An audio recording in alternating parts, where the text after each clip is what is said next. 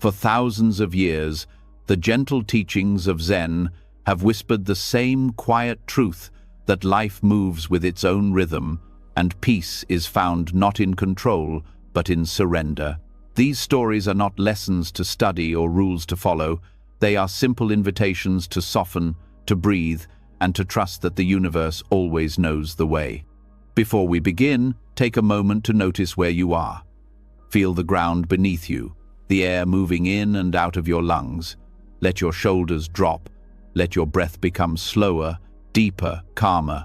There is nowhere you need to go, nothing you need to become. You are already right where you are meant to be. As you listen to these gentle Buddhist stories, allow them to unfold like ripples on still water.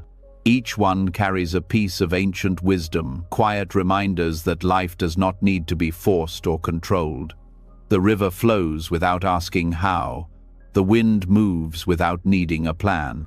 In the same way, the universe flows through you, moment by moment, breath by breath. These stories are for those who are tired of holding on, for those who wish to rest in the quiet trust that everything is already unfolding as it should. As we move together through this journey, may you feel the soft rhythm of surrender rising within you, not as an idea to understand, but as a peace that gently awakens in your heart. Take a slow, deep breath.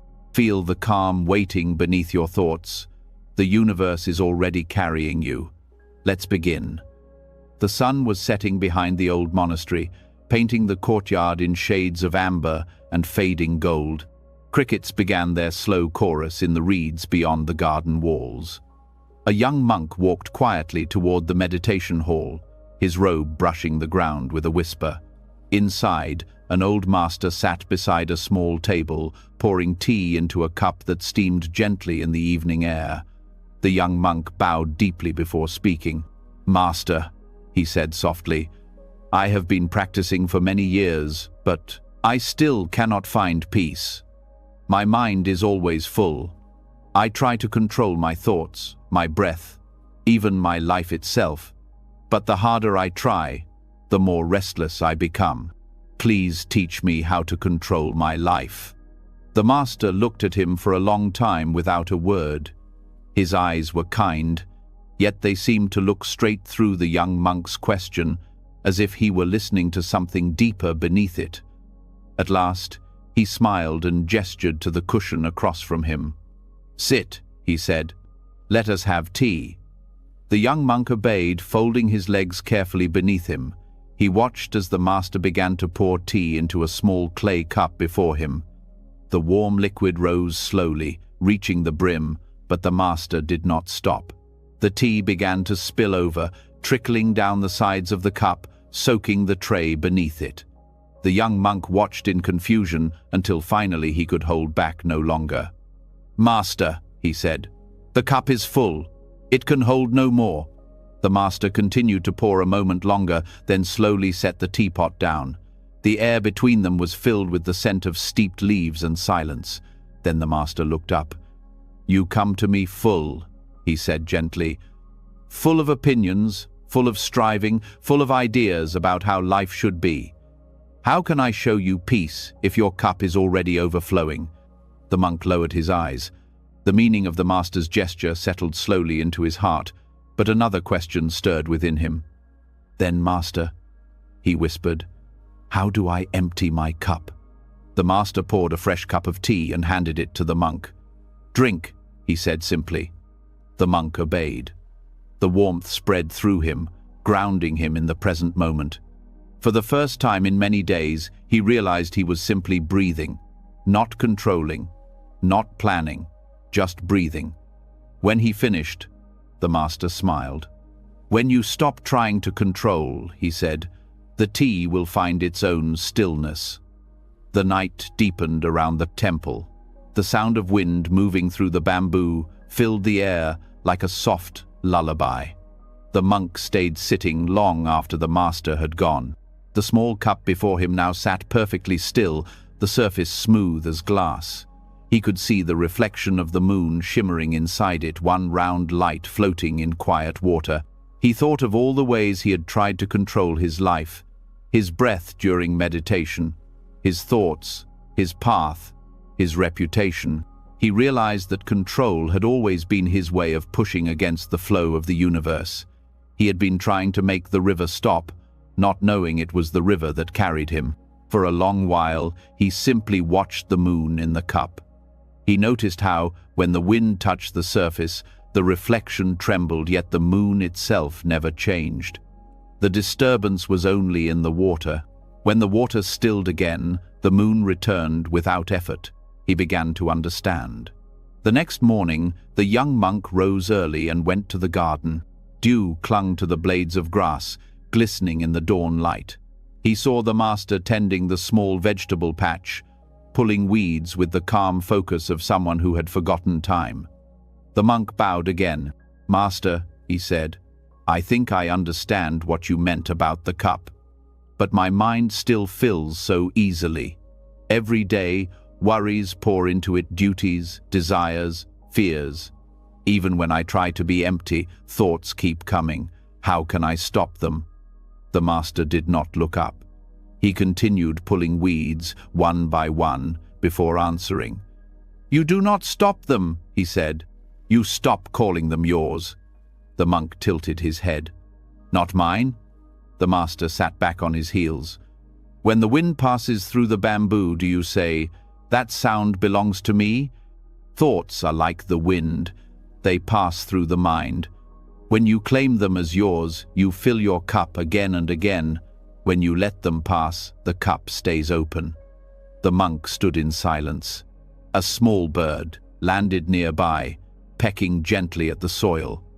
Its movements were simple, effortless, guided by something beyond planning. He watched it hop, pause, and lift into the air again. No hesitation, no control, just being. He looked back to the master, who was now quietly watering the plants. "Master," he said, "you never seem to hurry. You never seem to worry about doing things right. How do you live this way?" The master smiled faintly. "Because the garden grows by itself. My work is to show up, to touch the earth, to care. The rest belongs to the universe." Days passed, then weeks. The young monk continued his studies, but something within him had begun to soften. He no longer measured his progress by how many hours he meditated or how silent his thoughts became. Instead, he began to notice small things, the sound of rain against the roof, the warmth of the morning sun, the feeling of breath moving through his chest. He realized that peace was not a reward for effort. It was what remained when effort quieted. One evening, he sat by the small stream that ran past the monastery walls. The water moved gently over stones, catching bits of light from the setting sunday. He remembered how the master had poured tea until the cup overflowed, and he saw that his own life had been the same. Every plan, every expectation, every wish for things to go a certain way, they had been like more and more tea poured into a cup already full. He reached down, scooped a little water into his hand, and watched it slip through his fingers. He smiled. "I cannot hold it," he said softly to himself, "but it still touches me." The stream continued on, unbothered. It did not regret the water that had passed, nor cling to what had not yet come. It only moved because movement was its nature. That night, the young monk slept deeply for the first time in years. Months later, a heavy storm came to the mountains. The wind howled through the trees, rain lashed against the temple roofs, and the world seemed alive with wild energy. The young monk found himself pacing restlessly, worrying about the gardens, the old trees, the small bridge that crossed the stream. Finally, he went to find the master, who was sitting calmly by the window, watching the rain. The master gestured for him to sit. "Master," the monk said over the noise of the storm, "how can you stay so calm when everything outside is chaos? Don't you worry the garden will be destroyed?" The master turned to him, eyes soft with amusement. "The garden knows how to bow," he said. "It bends with the rain. It trusts the storm to teach it how to grow." The monk looked out the window. The bamboo outside swayed back and forth, almost to the ground, yet never broke. It moved with the wind, not against it, and when the storm passed, it would stand again. He realized that even in the storm, the universe was not out of control. It was only moving in a way that seemed wild to the human mind. What looked like chaos was simply another rhythm of harmony too vast to be planned. He breathed deeply, and for the first time, he stopped resisting the storm within himself. When morning came, the world was washed clean. The air smelled of wet earth and new beginnings. The monk walked through the garden, expecting to find destruction, but instead he saw something beautiful. The rain had nourished the soil, the leaves were shining, and the air felt alive. The storm had not destroyed it, had refreshed. He found the master standing beneath the great tree near the temple gate. The master looked up at the glistening leaves. "You see," he said quietly, "even the sky knows when it is time to pour." The monk bowed his head. "And when it is time to stop?" The master smiled. "It stops by itself." The monk felt a deep peace wash over him. The lesson was not about tea or rain or even control. It was about trust, the kind that comes when you stop trying to decide how things should be, and instead open yourself to how they are. Seasons passed again. The young monk grew older, though his eyes became softer, not harder. He no longer asked the master how to control his life. Instead, he asked how to listen. He listened to the wind, to the silence between breaths, to the rhythm of his own heart. One afternoon, as he swept the temple courtyard, a traveler arrived, a weary man carrying a heavy pack. The monk greeted him and offered tea. As they sat together, the traveler sighed. "I have been walking for months," he said. "I am searching for a teacher who can show me how to find peace. My thoughts are heavy, my life feels out of control." The monk smiled and poured the traveler a cup of tea. He kept pouring, even as the tea began to spill. "Stop!" the traveler exclaimed. "It's overflowing." The monk set the pot down gently. "Yes," he said, "and so are you." The traveler stared at him, confused at first, then something within him softened. The monk's calmness was contagious. The traveler took a slow breath, then another. "Then how," he asked quietly, "do I empty my cup?" The monk looked out at the mountains beyond the temple walls. "You don't," he said softly. "You stop filling it." That evening, after the traveler had gone to rest, the monk walked alone through the quiet garden. The sky was deep blue, scattered with stars. He thought of his younger self, the restless monk who had come to the master, full of questions, full of control. He smiled at the memory. He looked at the small pond beside the path, perfectly still, reflecting the moon. He saw that his mind was now like that, not empty in the sense of nothingness, but open, spacious, able to reflect life as it was without distortion. He realized that emptiness was not a void, it was freedom. It was the space that allowed everything to move, to breathe, to be. In the quiet, he heard the voice of the master, as if echoing from that first night. "When you stop trying to control," it whispered, "the tea will find its own stillness." Years later, when the old master passed away, the young monk, now a teacher himself, poured a cup of tea before the master's seat.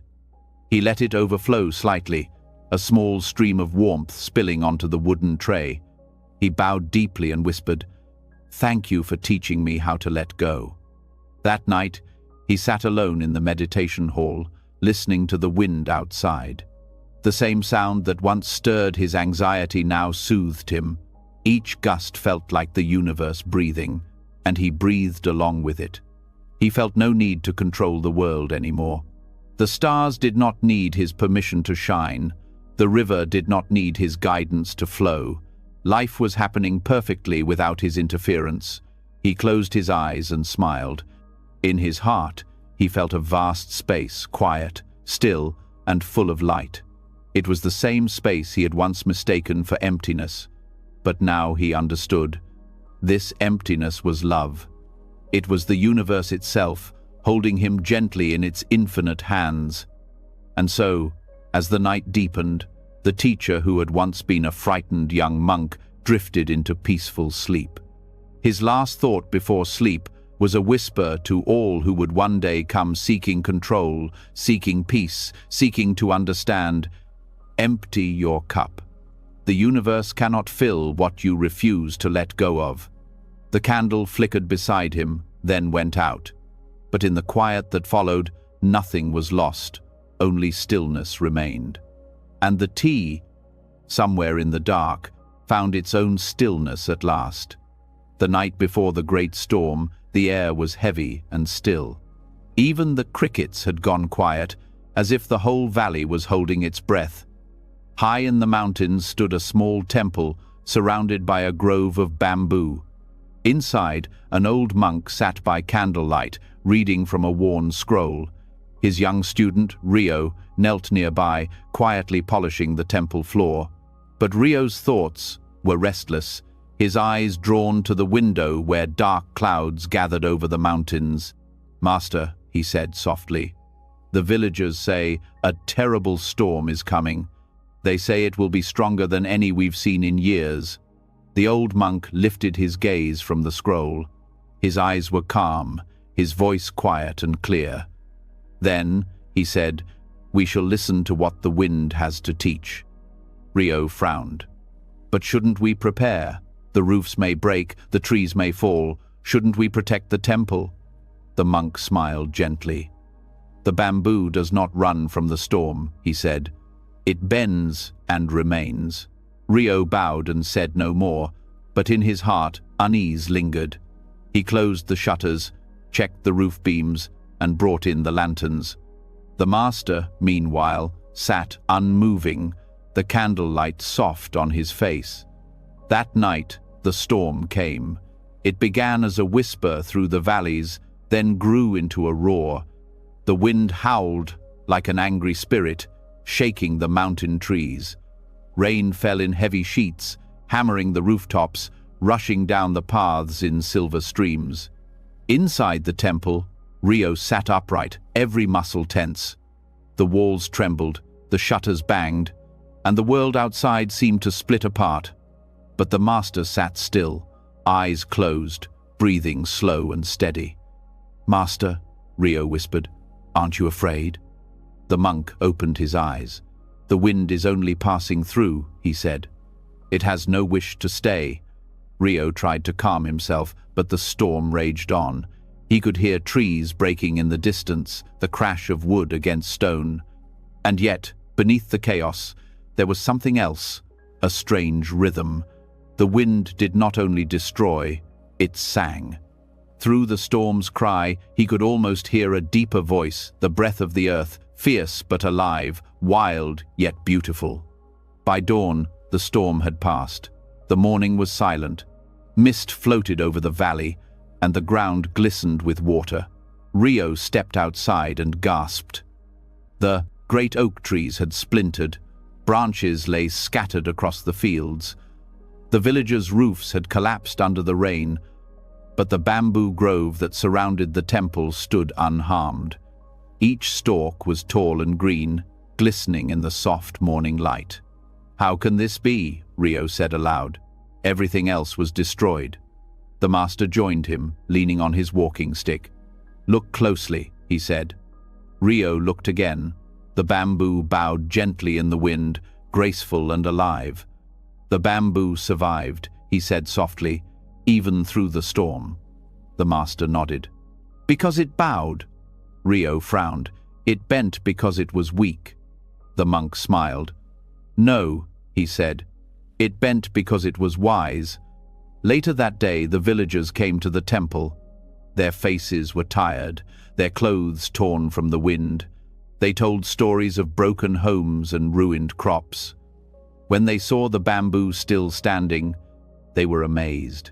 "Master," one of them said, "how did your grove survive when our strongest trees were torn apart?"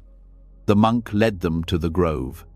The bamboo shimmered under the sun, swaying gently as if bowing to greet them. "The bamboo does not fight the wind," he said. "It moves with it. When the wind blows, it yields. When it passes, it rises again. The villagers listened in silence. One man said, "But we are not bamboo. How can we bend when life breaks us?" The monk looked at him kindly. "By remembering what the bamboo knows," he said. "When life pushes, bend, do not break. Even pain can be a teacher when you listen without resistance." The villagers bowed. As they walked down the hill, some wept quietly, not from sorrow, but from understanding. In the weeks that followed, Rio helped rebuild the village. He noticed how people faced hardship differently. Some shouted at the sky, blaming fate. Others worked quietly, their hands steady, their spirits calm. Those who accepted what was lost seemed stronger, not weaker. They did not waste their strength on anger. They focused on what could be done now, in this moment. One evening, Rio returned to the temple and sat beside the master by the stream. The sun had dipped below the hills, and the water glowed gold in the fading light. "Master," Rio said, "I understand the bamboo now. It bends and survives. But how can I bend when fear fills my heart? How can I yield when I am so afraid to lose?" The old monk lifted a pebble and dropped it into the stream. Ripples spread outward, then slowly vanished. "When you cling to what must move," he said, "fear is born. But when you allow the water to flow, peace returns by itself." Rio watched the ripples fade into stillness. "Then to trust," he said, "is to flow." The monk nodded. "To trust life," he said softly, "is to let it move through you, even when you do not understand its path." Rio lowered his gaze to the stream, watching the reflection of the sky. He saw the clouds drifting, the trees bending in the wind, and he began to feel what the master meant. To resist was suffering, to yield was freedom. That night, lying on his mat, Rio thought about the storm. He thought of all the times he had tried to force peace, to control his thoughts, to make life follow his rules. Every time he had grown tense, hard, and fearful. He realized he had been like the oak, strong, proud, but unable to bend. Now he wanted to be like the bamboo, flexible, trusting, alive. He whispered to himself, "When the wind comes, I will bend." And as he closed his eyes, he felt the breeze from the open window brush his face. He smiled. Sleep came softly, like the wind itself. Seasons turned, and the valley healed. The fields grew green again, the roofs were repaired, and the laughter of children returned. Life, as always, continued. One afternoon, a boy from the village ran up the hill to the temple, holding a broken kite. "Master Rio," he said breathlessly, "the wind tore my kite apart. Can you fix it?" Rio smiled and knelt beside him. "The wind did not mean to break it," he said. "It was only being what it is." "But it ruined it," the boy cried. Rio pointed to the grove. "Do you see the bamboo?" The boy nodded. "They don't seem afraid of the wind," he said. "They aren't," Rio replied. "They know the wind will pass. When you fix your kite, make it lighter. Let it move with the wind, not against it. Then it will fly even higher." The boy thought about this, nodded slowly, and ran off smiling. The wind caught his hair as he went, and Rio heard the soft laughter of the bamboo behind him. Years passed. The master grew old, his hair white, his hands thin and trembling, but his eyes still shone with quiet joy. One evening, as the sky turned red over the mountains, he called Rio to his side. "Do you remember," he asked, "the night of the great storm?" Rio smiled. "I remember how afraid I was, and how calm you were, even as the roof shook." The old monk laughed softly. "The storm taught us both that night. Tell me, Rio, what did you learn?" Rio looked out at the bamboo swaying in the wind. "I learned that peace is not found in stillness alone," he said. "It is found in trust. It is knowing that the wind will pass, and that bending is not weakness, but wisdom.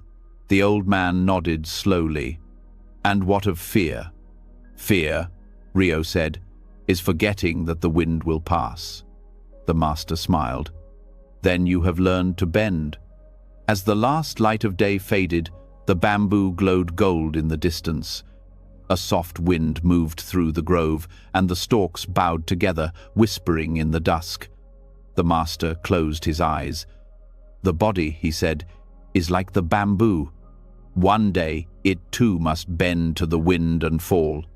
But what moves through it, that never breaks." Rio's eyes filled with tears. "Master," the monk's hand rested lightly on his arm. "Do not grieve the falling," he said. "The wind carries everything home." That night, the old master passed away in his sleep. Outside, the wind sighed softly through the valley. In the days that followed, Rio tended the temple alone. The villagers came with offerings, their faces full of quiet sorrow. When they asked him what wisdom the old monk had left behind, he led them to the bamboo grove. "The master said the bamboo survives because it bends," Rio told them. "So too must we learn to bend when life tests us. To be soft is not weakness, it is trust." The villagers bowed their heads. Some smiled through their tears, for they understood. Years passed again.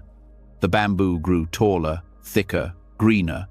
New shoots rose where old ones had fallen. Rio, now old himself, walked among them each morning. The sound of the wind through the grove was his prayer, his teacher, his comfort.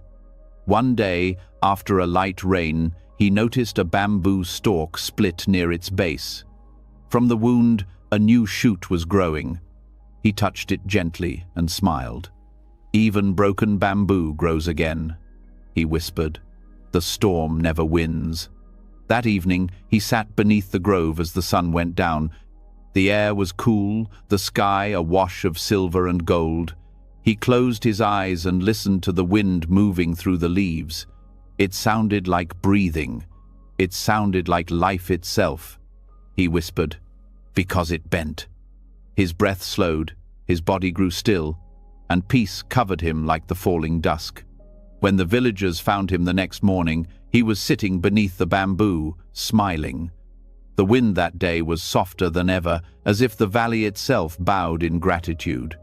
And from that day on, whenever storms came, the villagers would gather in the grove and tell their children, "Look at the bamboo! It survives because it bends." And so, the lesson lived on, whispered through generations, carried by the wind, sung by the bamboo.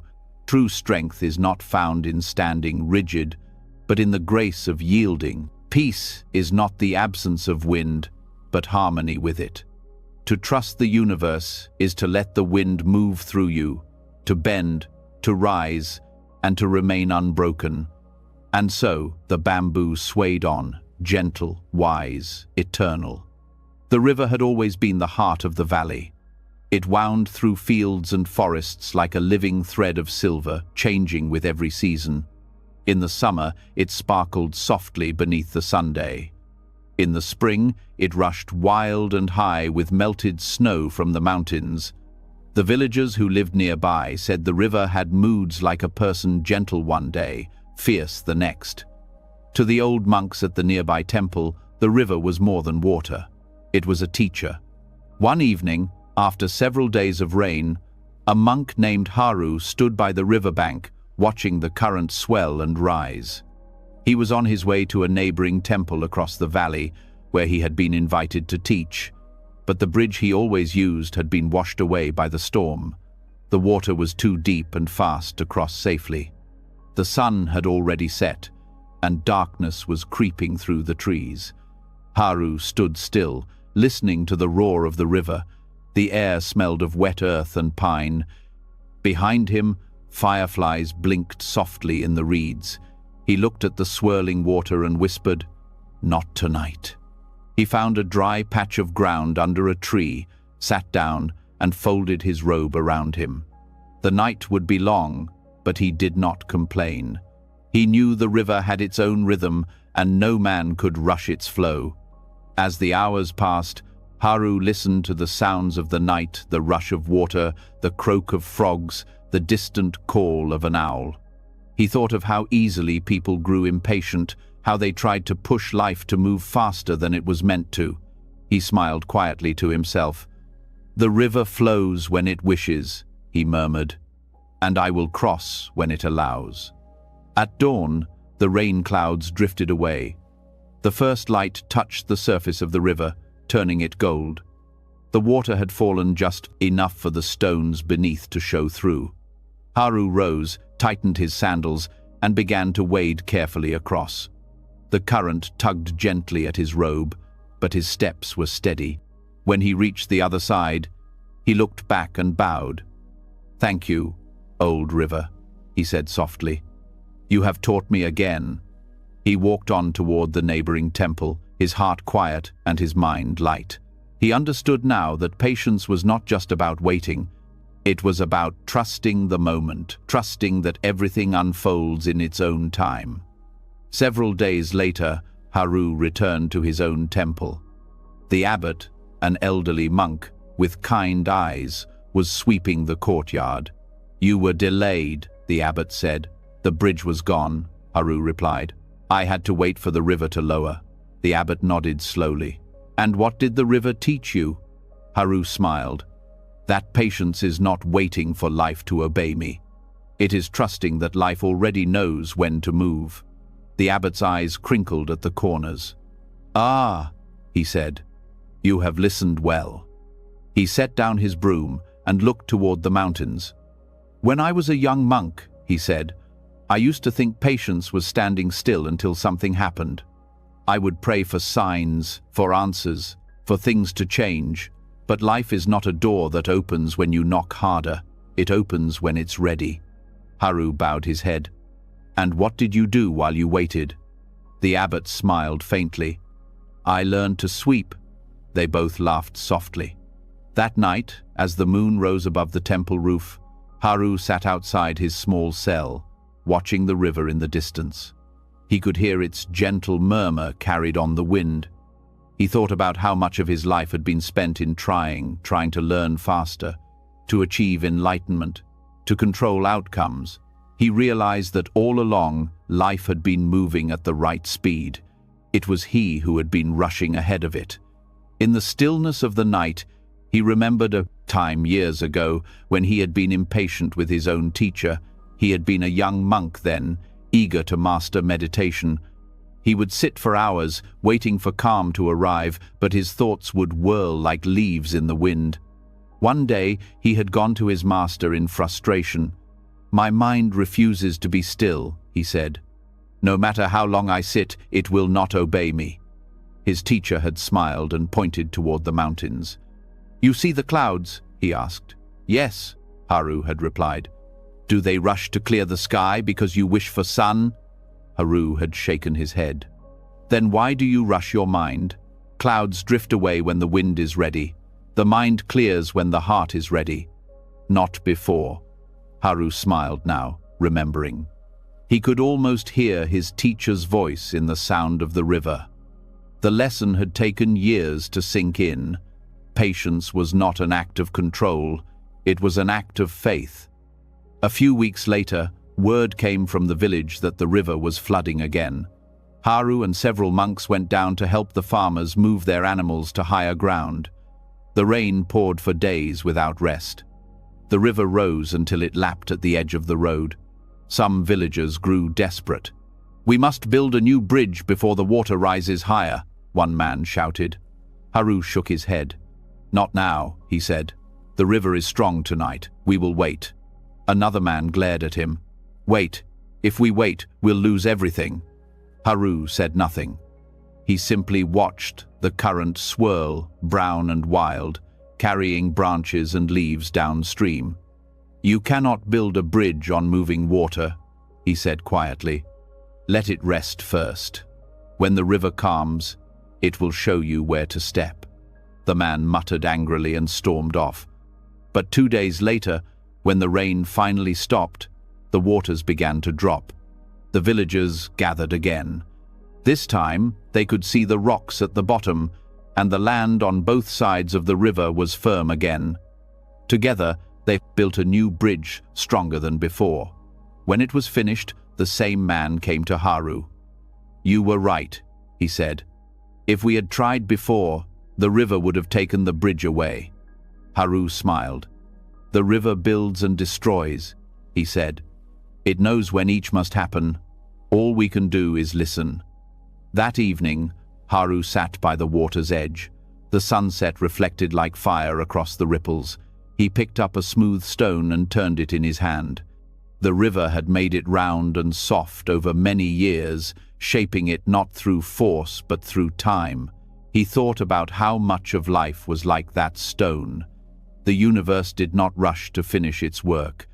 It shaped everything in quiet, steady rhythm, seasons, rivers, hearts.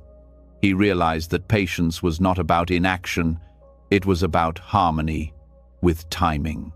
He whispered to the river, "You do not hurry, yet everything you touch becomes smooth."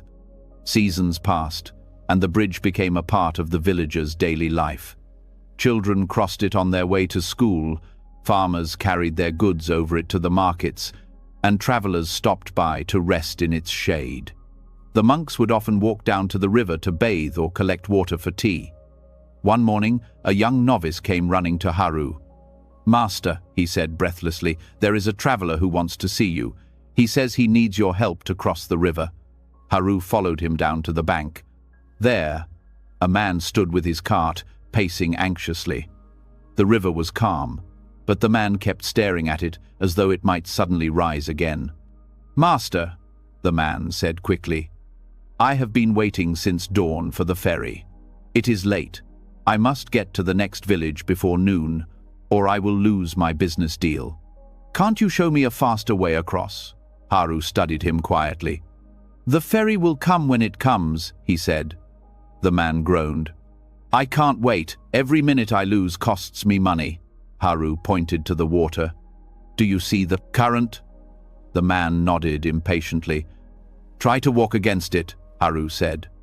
The man hesitated, confused. "It's too strong." "Exactly," said Haru. "When you rush before the current allows, you lose your balance. When you wait for its gentleness, it carries you where you need to go." The man frowned but said nothing. Minutes passed. Then, in the distance, the ferry appeared, gliding smoothly across the river. The man sighed with relief and hurried aboard.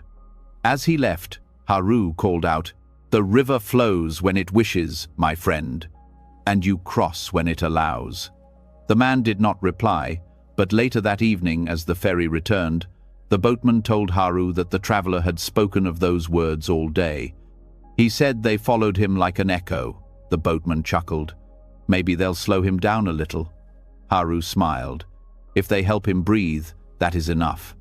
Years went by. Haru grew older. His beard turned silver, and his steps slowed. But he still visited the river every morning at sunrise. Sometimes he would bring a bowl of tea, sit by the edge, and simply watch the light move across the surface. One morning, a young monk joined him. "Master," he said, "I have been waiting for enlightenment. I meditate every day, I study the scriptures, I pray, but still I feel no peace. Why does it not come?" Haru took a sip of tea before answering. "Do you see the river?" "Yes," said the monk. "When it rains, it floods. When it dries, it slows. Does the river ask when peace will come, or does it simply flow?" The young monk looked down, unsure. "But how will I know when it's my time?" Haru smiled. "When you stop asking." They sat together in silence, watching a leaf drift by. Haru added softly, "Peace does not arrive by command. It comes like the tide when the moon calls it. Patience is trusting that your moment will come when it should." The young monk bowed deeply, his heart touched by the quiet truth. Many years later, the villagers built a new stone bridge over the river, stronger and higher than any before. They named it after Haru, who had passed away peacefully that spring. Every traveler who crossed it saw a small carving on the stone pillar beside the path. It read, The river flows when it wishes. You cross when it allows. Over time, people began to repeat those words in moments of struggle. Farmers would whisper them when the rains were late. Mothers would murmur them when their children grew restless. Old men would speak them as they waited for healing. The words became a kind of prayer not for control, but for trust. And so, the lesson lived on. Patience, they learned, is not sitting still while life unfolds. It is breathing with it. It is knowing that the universe has its rhythm, that every delay, every pause, every silence is part of a larger song. The river never stops moving, yet it never hurries. The same current that seems to hold us back is often the one carrying us forward. When the moon rose over the valley, the water shimmered like glass. The wind touched the surface lightly, and the river whispered its timeless truth, one that Haru had once heard in the darkness long ago. The river flows when it wishes, and you, too, must learn to move with its time. For to trust the universe is to trust its timing. To live with peace is to know that what is meant for you will arrive not a moment too soon, not a moment too late. The current always carries those who are still enough to float. And those who listen, truly listen, never need to hurry again. A long time ago, in a quiet valley surrounded by soft green mountains, there lived a humble farmer named Liang. His house was small, his clothes were simple, and his heart was calm. Each morning, he rose before the sun, fed his animals, and tended to his crops with gentle care. He did not chase riches or power. He only wished to live in peace with the rhythm of the earth. One morning, Liang went to his stable and found that his horse, the only one he owned, was gone. The wooden gate had broken during the night, and the animal had run off into the hills. Soon his neighbors heard the news and came to see him. "Oh, Liang," one of them said, shaking his head. "Such terrible luck. How will you plow your fields now? How will you bring your crops to market? Without your horse, your work will be twice as hard." Liang looked toward the mountains, where the mist still hung low in the morning air. "Perhaps," he said softly. "Perhaps not." The neighbors frowned. "Surely this is bad luck," another said. Liang smiled faintly. "Who can say what is good or bad?" he replied, and then quietly returned to his work. Days passed. Liang continued to till the soil by hand. When the sun was hot, he wiped the sweat from his brow. When the nights were cold, he wrapped himself in a thin blanket and rested. He did not curse his fortune or wish that life would change. He worked, he ate, and he slept just as he always had. Then, one evening, as he mended a broken fence, Liang heard the sound of hooves in the distance. When he looked up, he saw his horse running home from the hills. But the horse was not alone. Behind it came several wild horses, strong, beautiful creatures with manes that shimmered in the fading light. Liang opened the gate, and the horses entered his yard without fear. His horse, it seemed, had returned with friends. When the neighbors heard, they came running. "Liang," they cried, "what wonderful luck! Your horse has returned, and now you have many more. Surely the heavens favor you." Liang looked at them calmly. "Perhaps," he said. "Perhaps not." The neighbors blinked. "You mean you do not think this is good fortune?" Liang smiled gently. "Who can say what is good or bad?" he said again, and went inside to prepare their evening meal. The next morning, Liang's son, Wei, decided to train the new horses. He was young, strong, and eager to prove himself. "Father," he said, "these horses could change our lives. We could sell them, buy better tools, and repair our house." Liang nodded. "Be kind to them," he said. "They belong to the wind. Patience tames what force cannot." Wei smiled. "I'll be careful," he said, and began his work. At first, the horses resisted. They were wild and proud, unaccustomed to ropes or riders. Wei worked all morning, speaking softly and moving slowly, but one horse, tall, dark, and fierce, refused to calm down. In his eagerness, Wei pushed too hard. The horse reared suddenly, kicking out with its powerful legs. Wei was thrown to the ground, and a sharp crack filled the air. He screamed in pain. His leg was broken. The neighbors came rushing when they heard the cries. "Liang," they said sadly, "what terrible luck. Your only son is injured. He cannot work for months. How will you manage now?" Liang looked at his son, who lay pale and trembling, and said quietly, "Perhaps." The neighbors were confused. "How can you say that? This is surely bad fortune." Liang smiled faintly. "Who can say what is good or bad?" he said softly, and tended to his son's wound. The days that followed were difficult. Liang worked alone in the fields. His back ached and his hands grew blistered. Yet each evening he brought his son tea and told him stories by the fire. One night, Wei looked at his father with regret. "If only I had listened to you," he said. "If I had been patient, this wouldn't have happened." Liang poured him another cup of tea. "Do not wish for the past to change," he said gently. "We cannot see where the path leads until we walk it. Every step, even the painful ones, brings us somewhere new." Wei sighed. "But this must be bad luck, father. How can it be anything else?" Liang smiled. "We will see," he said. "The story isn't finished yet." A few weeks later, soldiers rode into the valley. A war had begun, and the emperor had ordered every able young man to join the army. Families gathered in the village square, trembling as their sons were taken away. Mothers wept, and fathers stood silent, unable to speak. When the soldiers reached Liang's house, they saw Wei sitting near the doorway, his legs still bound in cloth. One of the officers looked at him and shook his head. "He is no use to the army," he said. "Leave him." And so the soldiers rode away. The neighbors came again that evening. "Liang," they said, "you are blessed. Our sons have gone to war, but yours is spared. What great luck." Liang bowed slightly. "Perhaps," he said softly. "Perhaps not," the neighbors groaned. "Why must you always say that?" Liang looked at them kindly. "Because I have lived long enough to see fortune change its face again and again. The seed that seems dead in winter becomes the wheat of summer. The storm that breaks the branches also feeds the soil.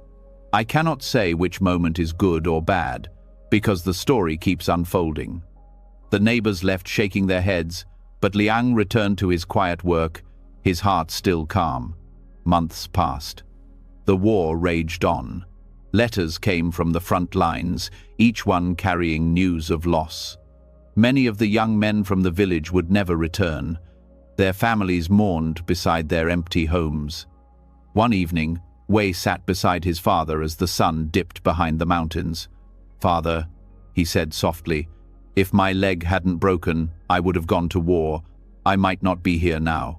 Liang nodded. "Yes. Then my accident was good luck," Wei said. Liang smiled gently. "Was it?" he asked.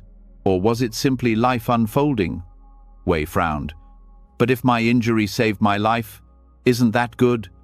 Liang looked at the horizon.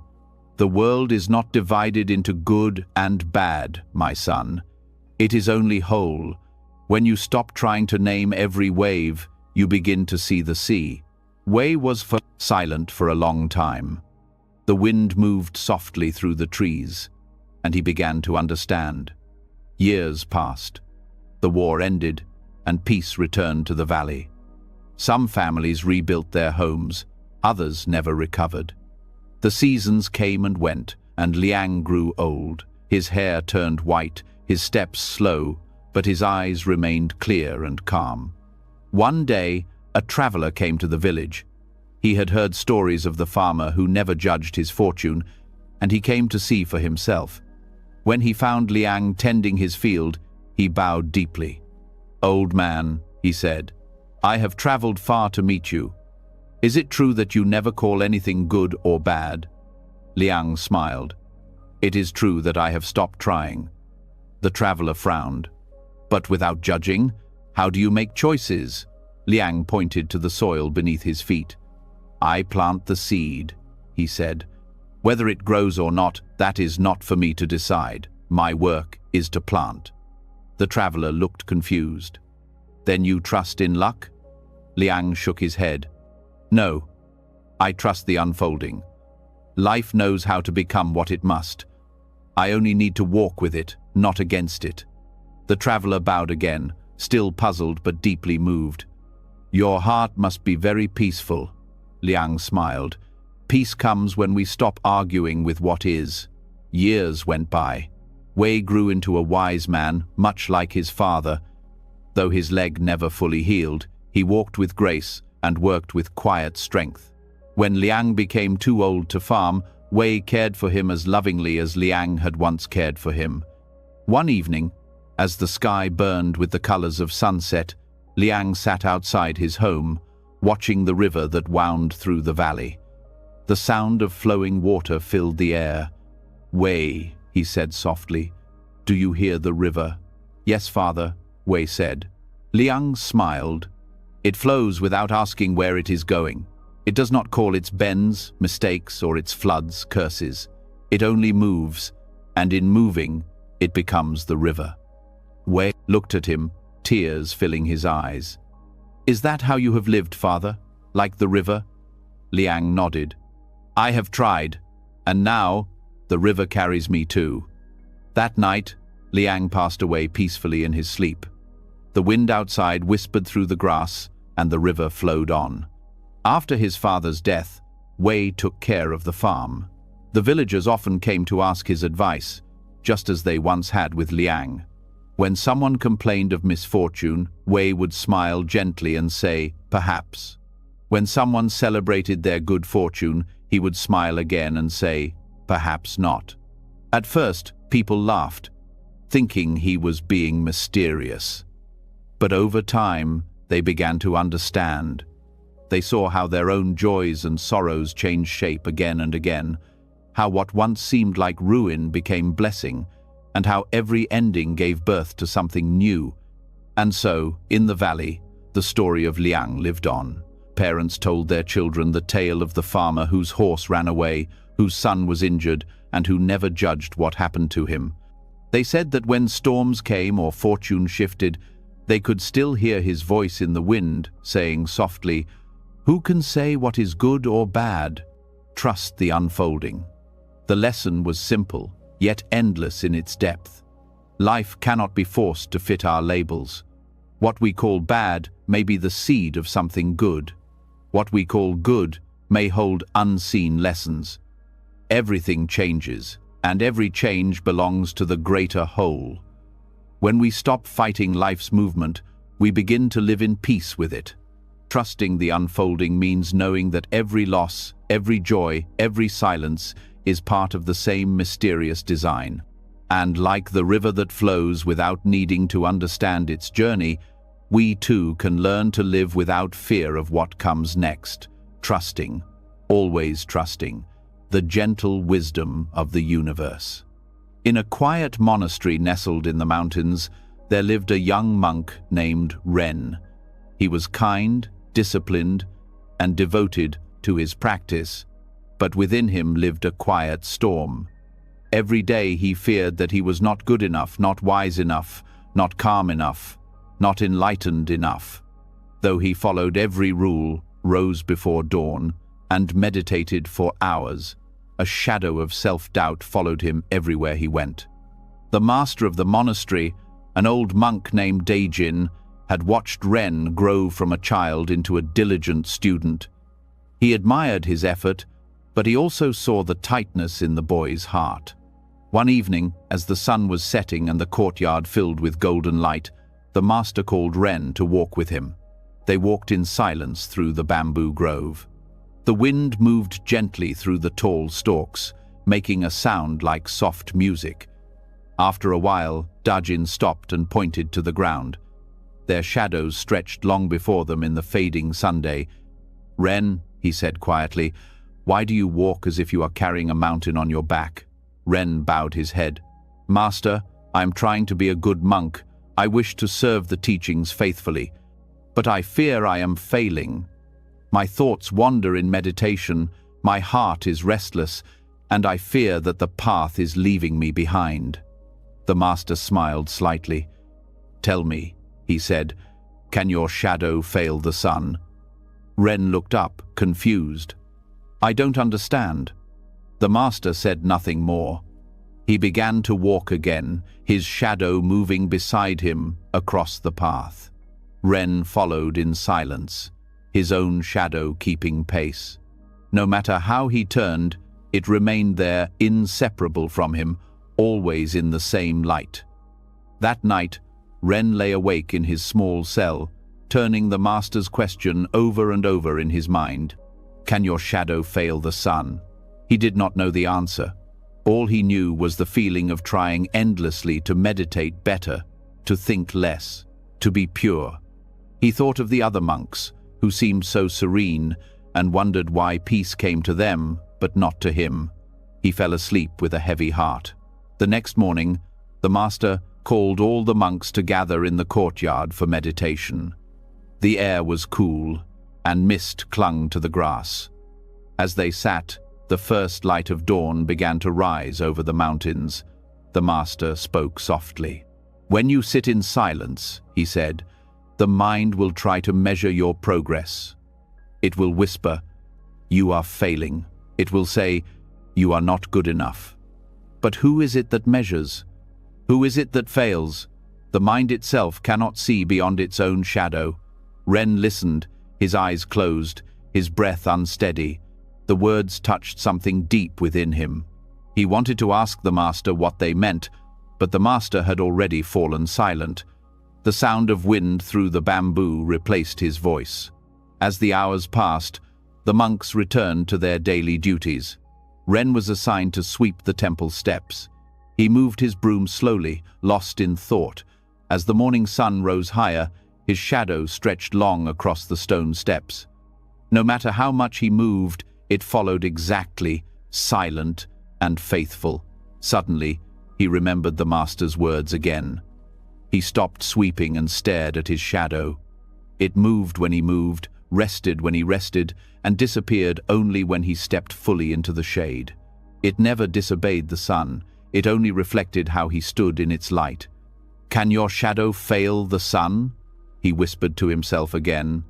"No, it cannot." In that moment, something shifted in his heart. He realized that he had spent years fearing that he was separate from truth, that he could lose the light of wisdom if he stumbled. But just as his shadow could not fail the sun, perhaps he, too, could not fall outside the universe's grace. He looked up at the sky. The sun was brilliant and steady, shining on every monk, every leaf, every drop of dew. It did not judge who deserved its warmth. It gave light to all without hesitation. "Maybe enlightenment is not something I must reach," he thought. "Maybe it is already shining on me." That evening, Ren went to the master's quarters. The air smelled of tea and sandalwood. Dajin was seated by the window, watching the sunset. Ren bowed deeply. "Master," he said, "I think I understand what you meant. The shadow cannot fail the sun because it belongs to it. I too belong to something greater. But if that is true, why do I still feel lost at times?" The master turned to him, eyes gentle. "When a cloud covers the sun," he said, "does the sun disappear?" Ren shook his head. "No, master, the sun remains." "Then why do you believe that when your mind is cloudy, the light has left you?" Ren lowered his eyes. The master continued, "The mind is like the weather. It changes storms, winds, sunlight, rain, but the vast sky above it remains untouched. When you identify with the clouds, you believe you are lost. When you remember the sky, you know you were never apart from the light." Ren listened in silence. The words sank deep. "Your shadow," the master said softly, "is proof that you are walking in light. If you were truly lost, there would be no shadow to see. Failure cannot exist where the light is constant. It only exists in your forgetting of it." Ren bowed again, tears in his eyes. "Thank you, master," he whispered. From that day forward, Ren's practice began to change. He still meditated, swept, and prayed, but something within him softened. When his thoughts wandered, he no longer scolded himself. He smiled instead, noticing how quickly the mind tried to measure what could not be measured. He began to walk through the temple gardens each morning before sunrise. He would watch the darkness slowly dissolve as the light returned. Each dawn became a quiet sermon, a reminder that no matter how deep the night, the sun always returned. Sometimes, when he passed the reflecting pool, he would see his face mirrored in the still water. Behind it, his shadow shimmered faintly. He began to see both as friends, one made of light, the other shaped by it. Together, they reminded him that he was never alone. The other monks noticed a change in him. His movements became lighter, his laughter easier. He no longer seemed to struggle with himself. One morning, a younger monk approached him and said, "Brother Ren, how did you find peace? You always seem so at ease now." Ren smiled. "I stopped trying to separate myself from the light," he said. "I realized I was never apart from it to begin with." The younger monk frowned. "But what if I lose faith? What if I fail in my practice?" Ren looked at the boy kindly. "Step into the sunlight," he said. The monk obeyed. "Now look at your shadow." The boy looked down. It stretched before him on the ground. "Can your shadow fail the sun?" Ren asked. The boy blinked. "No, I suppose not." "Then remember that," Ren said gently. "Even when you feel far from peace, the light is still there. You cannot fall out of its reach." Seasons passed. The monastery bloomed in spring and slept under snow in winter. Ren grew older, and his wisdom deepened, though his words became fewer. He spoke only when needed, and when he did, his voice carried the stillness of someone who had seen the world without dividing it into success and failure. One summer morning, he sat beneath a great tree at the edge of the monastery grounds. The sun filtered through the leaves, casting patterns of light and shadow on the ground. He watched them shift as the wind moved through the branches. A young novice came running toward him, tears streaming down his face. "Master Ren," he cried, "I have failed. I fell asleep during meditation. I broke my vow of discipline." Ren looked up at him calmly. "Come," he said, patting the ground beside him. "Sit." The boy sat, trembling. "I try so hard," he said, "but my body is weak and my mind keeps drifting. I fear I will never be good enough to be a monk." Ren pointed to the ground. "Do you see the sunlight?" The boy nodded. "And the shadows of the leaves?" "Yes," Ren smiled. "The shadows dance because the branches move, not because the sun has changed. Your mistakes are movements of the branches. The light remains as it is." The boy wiped his tears. "So, I have not failed." Ren shook his head. "You cannot fail what you already are.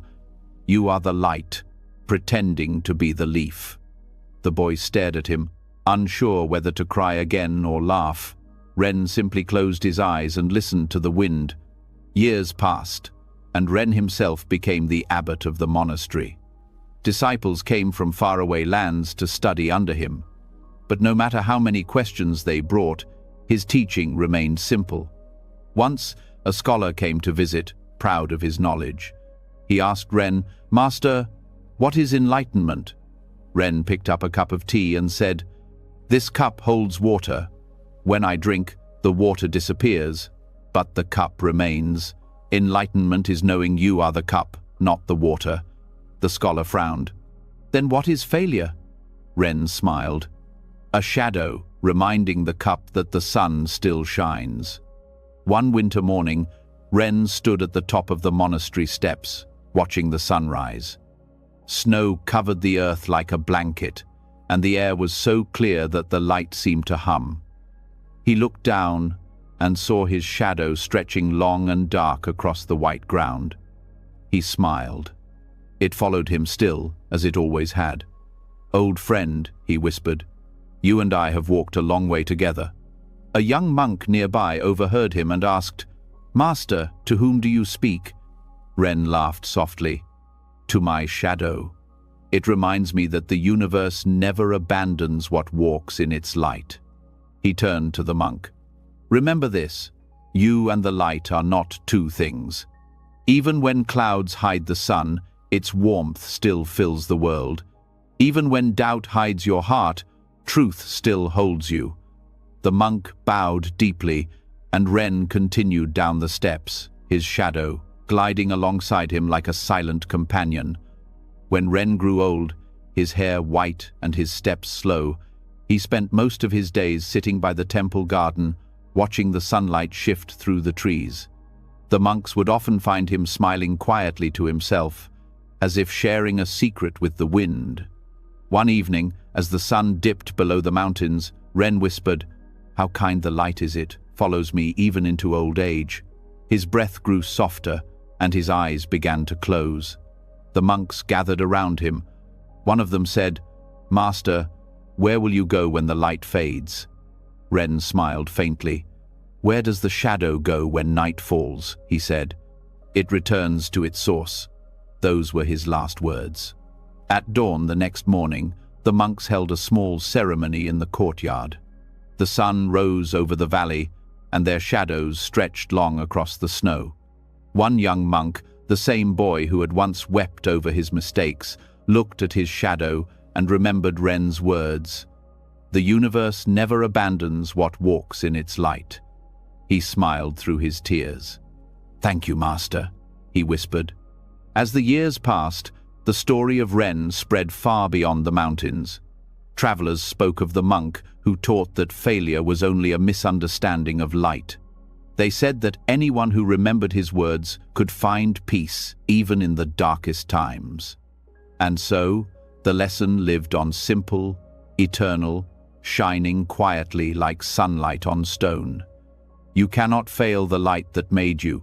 You only forget that it never leaves. Wherever you walk, your shadow will remind you the universe walks beside you, always patient and bright.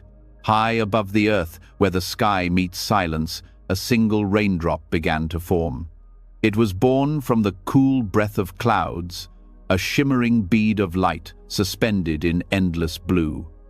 At first, it felt weightless and free. The wind cradled it, the clouds surrounded it, and it believed this moment of floating would last forever. But as the clouds darkened and the air grew heavy, the drop began to fall. It did not understand what was happening.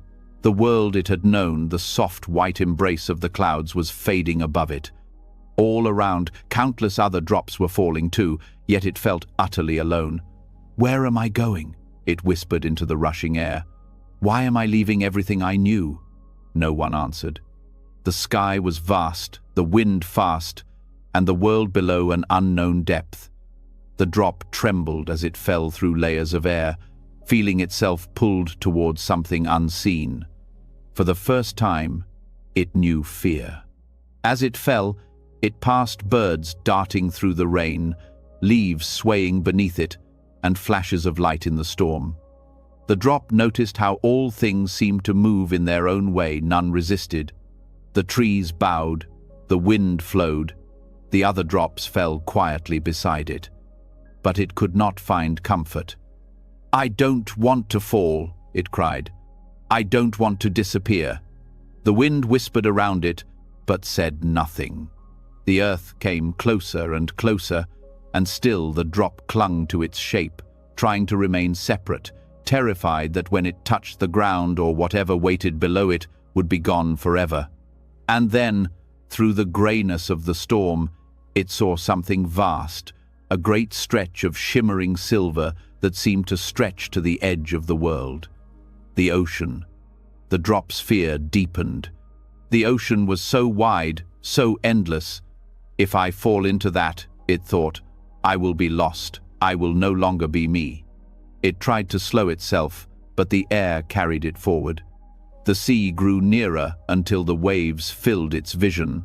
The sound was like a heartbeat, steady, deep, eternal. "No," the drop whispered. "I don't want to disappear." But it was too late. With a final breath, it touched the ocean's surface. There was no crash, No struggle, only stillness. The drop merged into the sea, its edges dissolving, its boundaries vanishing into the vastness. For a moment, there was nothing. No I, no me, only quiet. Then, within that stillness, a new awareness arose, soft, endless, bright. The drop realized it was not gone. It had not disappeared. It had become everything. The sea spoke through the waves, though no words were needed. "Welcome home," it said. The drop, now part of the ocean, laughed with joy. "I was never lost," it whispered. "I was never separate. I only forgot." Far away on the shore, an old monk stood beneath the falling rain, watching the sea. The rain soaked his robe, but he made no move to cover himself. A young novice stood beside him, shivering under a small straw hat. "Master," the boy said, "why do you stand here in the storm? You'll catch cold." The monk smiled. "Do you hear the rain?" "Yes," said the boy. "It's everywhere." The monk nodded. "Each drop believes it is falling alone, but when it touches the sea, it remembers it was never apart from it. So too are we, my son." The boy frowned, not fully understanding. "But master, we are not rain. We are people. We can think and feel and make choices." The monk turned to him. "Yes, and it is because of that very thinking that we forget our belonging. The raindrop never questions its fall. It trusts the wind, the sky, and the ocean waiting below. But the human heart clings to its own small shape, afraid that letting go means losing itself." The boy was silent for a moment. The sound of the rain filled the space between them. "Then what happens when we let go?" he asked. The monk smiled again. "We remember. We laugh, as the raindrop does when it meets the sea." Later that night, the young monk sat awake, listening to the sound of the rain on the roof. His teacher's words echoed in his mind. He tried to imagine what it meant to belong to the whole, to trust so deeply that fear could not reach him. He thought of how he often worried about the future, about whether he would ever be wise, whether he would ever live up to the master's example. His mind was always busy, comparing, measuring, fearing. He whispered to himself, "Maybe I am like the raindrop, always afraid to fall." He stood, opened the door of his small room, and stepped into the night. The rain was gentle now, each drop cool against his skin. He looked toward the sea in the distance, barely visible in the moonlight. The air smelled of salt and earth. "Master," he said softly, though the monk was not there to hear, "how do I trust the fall?" The wind moved through the trees, and somewhere far away, thunder murmured like an old song. The boy closed his eyes. He breathed in deeply, and for the first time, he did not wish to hold on to anything, not his worries, not his doubts, not even his sense of control. He let the rain soak through his robe, let the wind move him, let the moment be exactly as it was. When he opened his eyes again, something in him had shifted. The fear had not vanished completely, but it no longer ruled him. There was a quietness, a kind of knowing that did not need words. He smiled faintly. "Maybe this is what the raindrop feels," he thought. Days passed, and the rain gave way to sunlight. The hills turned green again, and the air grew warm. The young monk worked beside his teacher in the garden, pulling weeds and watering the vegetables.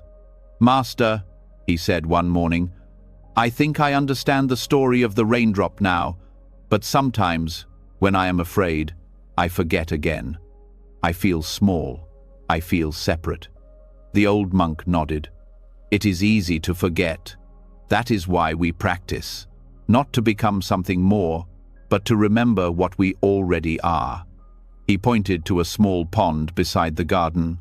"Look there," he said. The boy leaned over the water. It was perfectly still, reflecting the blue of the sky. "Do you see the clouds?" asked the master. "Yes. And when the wind blows, what happens?"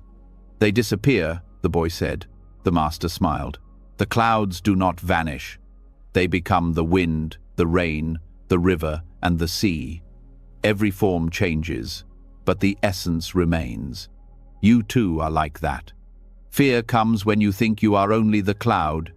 Peace comes when you remember you are also the sky.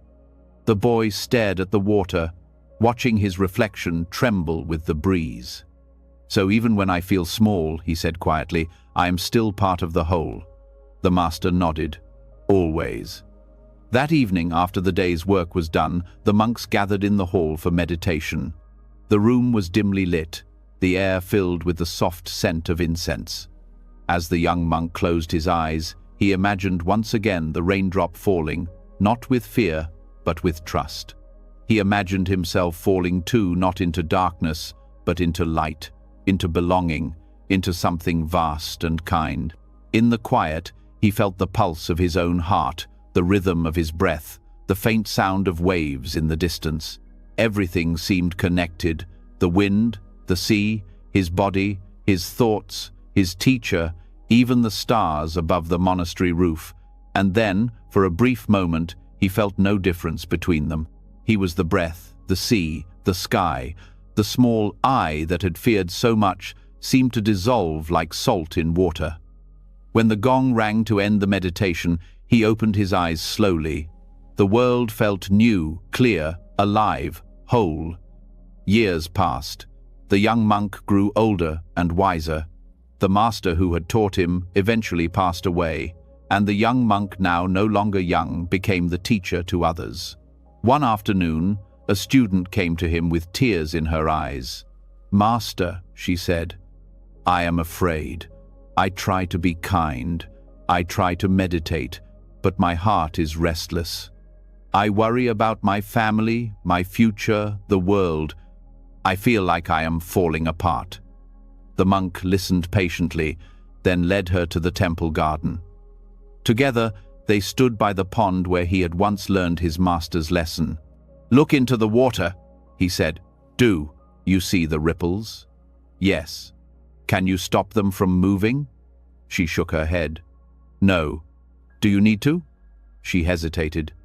"I suppose not." He smiled. "The water is still water, whether it ripples or not, and you are still whole, whether your mind is calm or troubled. You belong to something much larger than your fears." He pointed to the sky. "Every raindrop that has ever fallen finds its way back to the sea.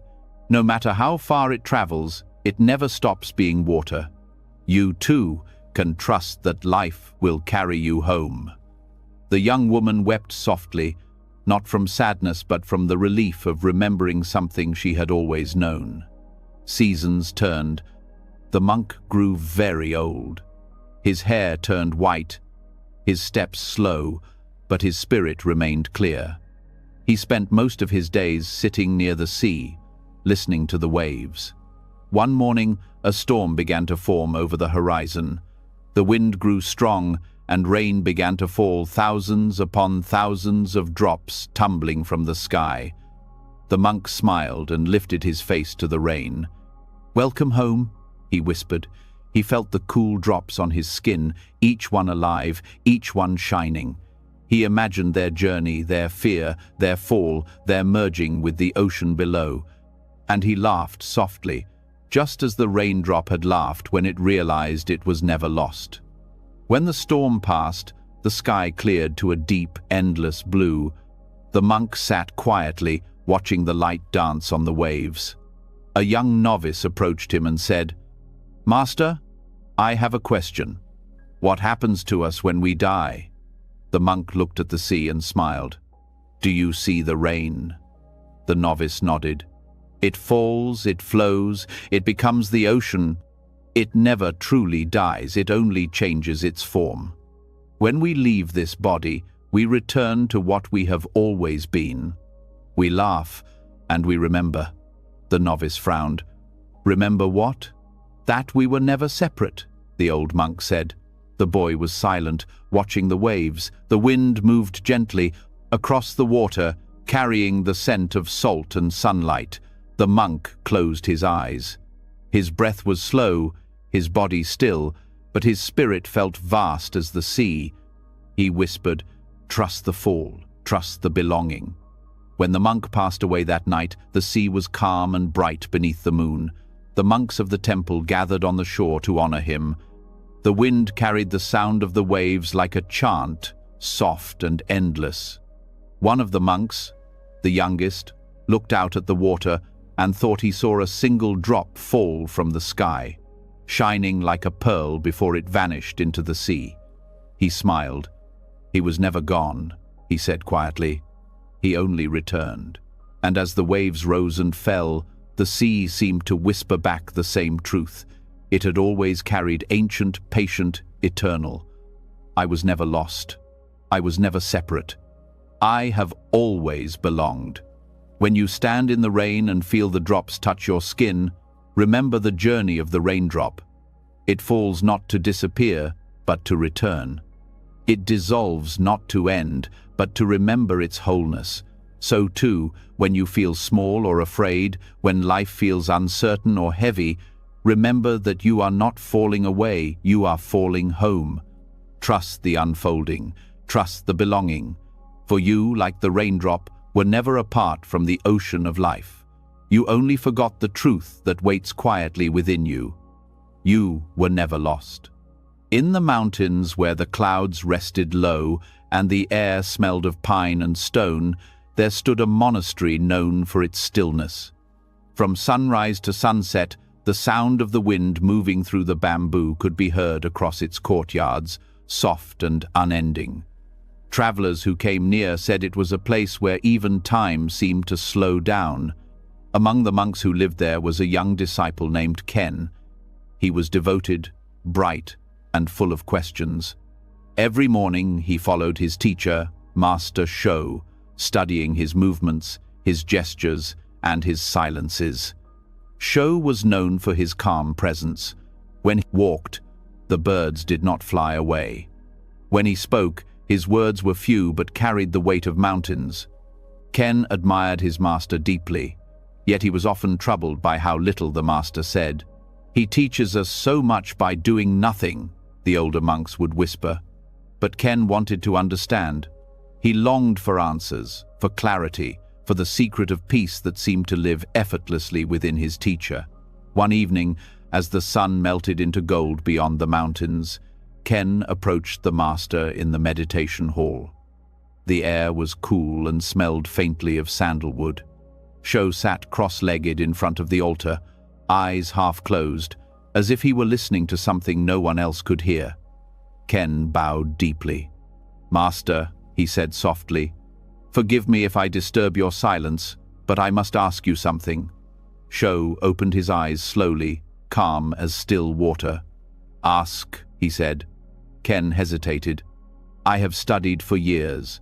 I pray, I meditate, I follow the teachings faithfully, yet peace escapes me.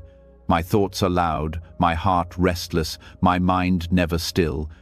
Please, Master, tell me what is the secret of peace." The old monk looked at him for a long time, then smiled gently. He said nothing. Ken waited. A minute passed, then another. The only sound was the wind outside, moving through the bamboo grove. The leaves whispered softly, a sound like breathing.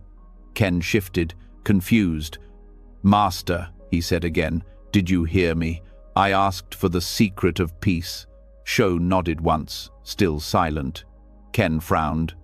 "Please," he begged, "I came to you because I truly wish to understand. If you do not tell me, how can I learn?" The master looked at him kindly, but his lips did not move. His gaze turned toward the bamboo swaying in the courtyard. The silence deepened until even the insects seemed to pause. Ken felt his frustration rise. "Why won't you speak?" he demanded, forgetting himself. "Do you mean to test me? Am I unworthy of the answer?" Still, the master remained silent. Ken clenched his fists. His thoughts churned like a storm. He wanted to shout, to demand an explanation. But as he looked at his teacher's face so calm, so untroubled, something inside him began to shift. The wind continued to whisper through the bamboo, steady and unbroken. Slowly, Ken sat down on the floor, His heart still pounded, but the longer he sat, the quieter it became. The sound of his own breathing filled his ears. The master sat unmoving, eyes closed again, his chest rising and falling with a rhythm as gentle as the tide. Minutes turned to hours. The moon climbed above the temple roof. The silence no longer felt empty, it felt alive. Ken began to notice things he had never noticed before: the faint creak of the wooden beams, the soft crackle of the lantern flame, the call of a distant bird, the hush between the wind's sighs. Each sound appeared and disappeared into the same stillness. His thoughts came and went like clouds drifting across a wide sky. When dawn touched the horizon with pale gold, Ken realized the master had not moved all night. He bowed deeply and whispered, "I understand." The master opened his eyes and smiled, as if to confirm what Ken already knew. "Do you?" he asked. Ken nodded. "Yes, the universe speaks best when I stop speaking." Shou's eyes softened. "Then keep listening," he said. That morning, the monastery was as quiet as always, but for Ken, the silence was different. It was no longer something to endure, it was a teacher. When he walked through the bamboo grove, he could hear the rhythm of life in every sound: the drip of water from the roof, the crunch of gravel beneath his feet, the sigh of wind through leaves. Each sound rose from stillness and returned to it. For the first time, Ken realized peace was not something to find. It was something that had always been there, waiting beneath the noise. As days became weeks, he began to understand why his master spoke so little. Whenever he was tempted to ask a question, he remembered that long night and chose instead to listen. Slowly, his need for answers faded. When he meditated, thoughts still came, but he no longer fought them. They were like the wind in the bamboo passing, harmless, part of something greater. One afternoon, a nobleman arrived at the temple seeking wisdom. He had heard of Master Shou's silence and wanted to test it. When the monks gathered in the courtyard, the man stepped forward and said loudly, "Master Shou, I have traveled far to ask one question. What is truth?" Shou, sitting on the steps, looked up but said nothing. The nobleman laughed bitterly. "They say you are wise, yet you cannot even answer this. Are you silent because you have nothing to say?" Shou remained still. He picked up a small stone from the ground and held it in his palm for a moment, then placed it gently on the step beside him. The nobleman frowned. "What is this? A trick?" Shou said nothing. The wind moved through the courtyard, rustling the bamboo. After a long pause, Shou finally said, "Listen." The nobleman looked around, irritated. "To what?" Shou closed his eyes. The man hesitated, then listened. All he could hear was the wind. The sound was steady, endless, simple. Slowly, something in him softened. The wind carried no message, yet it filled the air completely. After a while, he turned back to the master. "Is this your answer?" he asked quietly. Shou opened his eyes. "Yes," he said. "The truth does not speak in words." That evening, when the monks gathered in the hall, Ken asked, "Master, how did the nobleman take your answer?" Shou smiled. "He wanted a sound," he said. "I gave him silence." The monks laughed softly. Ken looked at the moonlight spilling through the window. "When I was young, I thought truth was something to be explained," he said. Shou nodded. "And now?" Ken smiled. "Now I think truth is something to be heard." Shou's eyes glimmered. "And silence is the ear." As months passed, Ken changed. He no longer hurried through his chores. When he swept the courtyard, he listened to the broom's whisper on the stones. When he drew water from the well, he heard each drop fall like a note in a song. Even his breathing became a kind of prayer. Silence was no longer the absence of sound, it was the background of life itself. It was the space that allowed everything to be. One morning, a young novice came to him while he was raking leaves. "Brother Ken," the boy said, "how do I quiet my mind? When I try to meditate, I hear everything, my breathing, my thoughts, the wind. I can't find silence." Ken leaned on his rake and smiled. "You cannot make silence," he said. "It is already here. You only need to stop trying to cover it with noise." The boy frowned. "But my mind keeps talking." Ken nodded. "Let it. The mind is like a bird that sings because it can. The secret is not to silence the bird, but to listen to the sky that holds the song." The boy bowed, still puzzled but comforted. Years passed. Seasons came and went. The once young disciple became a teacher himself. When people came to him with their worries, asking for peace, he often said little. He would lead them into the bamboo grove, where the wind spoke its endless truth. One evening, a woman arrived carrying sorrow heavy as stone. Her husband had died in a storm, and no prayer could quiet her grief. "Please," she said to Ken, "tell me how to stop this pain." Ken's eyes were kind. "Come," he said. They walked through the grove in silence. The woman wept softly, but after a while her crying grew quiet. She began to notice the sound of the leaves, the way the air seemed to breathe with her. After some time, Ken said, "Listen." "To what?" she asked. "The wind," he said. "It moves through everything, but it holds on to nothing. The sound you hear is the sound of letting go." She closed her eyes and listened. Her tears fell freely now, but they no longer felt like suffering. They felt like part of the wind. When they returned to the temple, she bowed deeply. "Thank you," she whispered. Ken shook his head. "Thank the silence," he said. "It teaches better than I ever could." Many years later, Ken sat beside his master in the courtyard for the last time. The sun was setting, painting the sky in gold. Shou's hair was white, his hands thin, but his eyes still clear. "Master," Ken said, "you once taught me that peace lives in silence. I have spent my life listening to it, but I still wonder, why is silence so powerful?" Shou smiled. "Because silence is not empty," he said. "It is full of everything we keep trying to say." Ken looked toward the horizon where the stars were beginning to appear. "When I was young, I thought wisdom was hidden in words," he said softly. "And now?" Shou asked. Ken smiled faintly. "Now I think wisdom hides in the spaces between them." Shou nodded. "Then you have learned to hear." They sat quietly as the light faded, neither speaking again. The bamboo whispered gently above them, and the silence that filled the air was deep and kind. When night came, the monks found them still sitting side by side. Shou's eyes were closed, his face serene. Ken touched his teacher's hand and whispered, "Thank you for your silence." The next morning, the temple bells rang softly. The wind moved through the bamboo, carrying the master's lesson across the valley. Peace is not something to be taught or found. It is already here, waiting beneath the noise. Years later, people came to the monastery seeking the secret of peace. When they asked the old monk who led the temple what his master had taught him, he would smile and say, "He taught me nothing." The visitors would look puzzled. "Nothing?" they would ask. He would nod.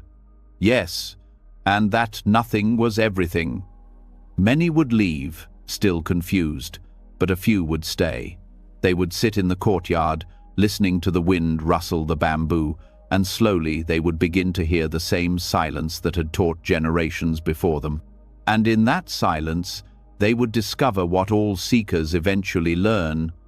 The universe speaks best when you stop speaking. When words fall quiet, what remains is not emptiness, it is peace itself, whispering softly through the bamboo, eternal and alive.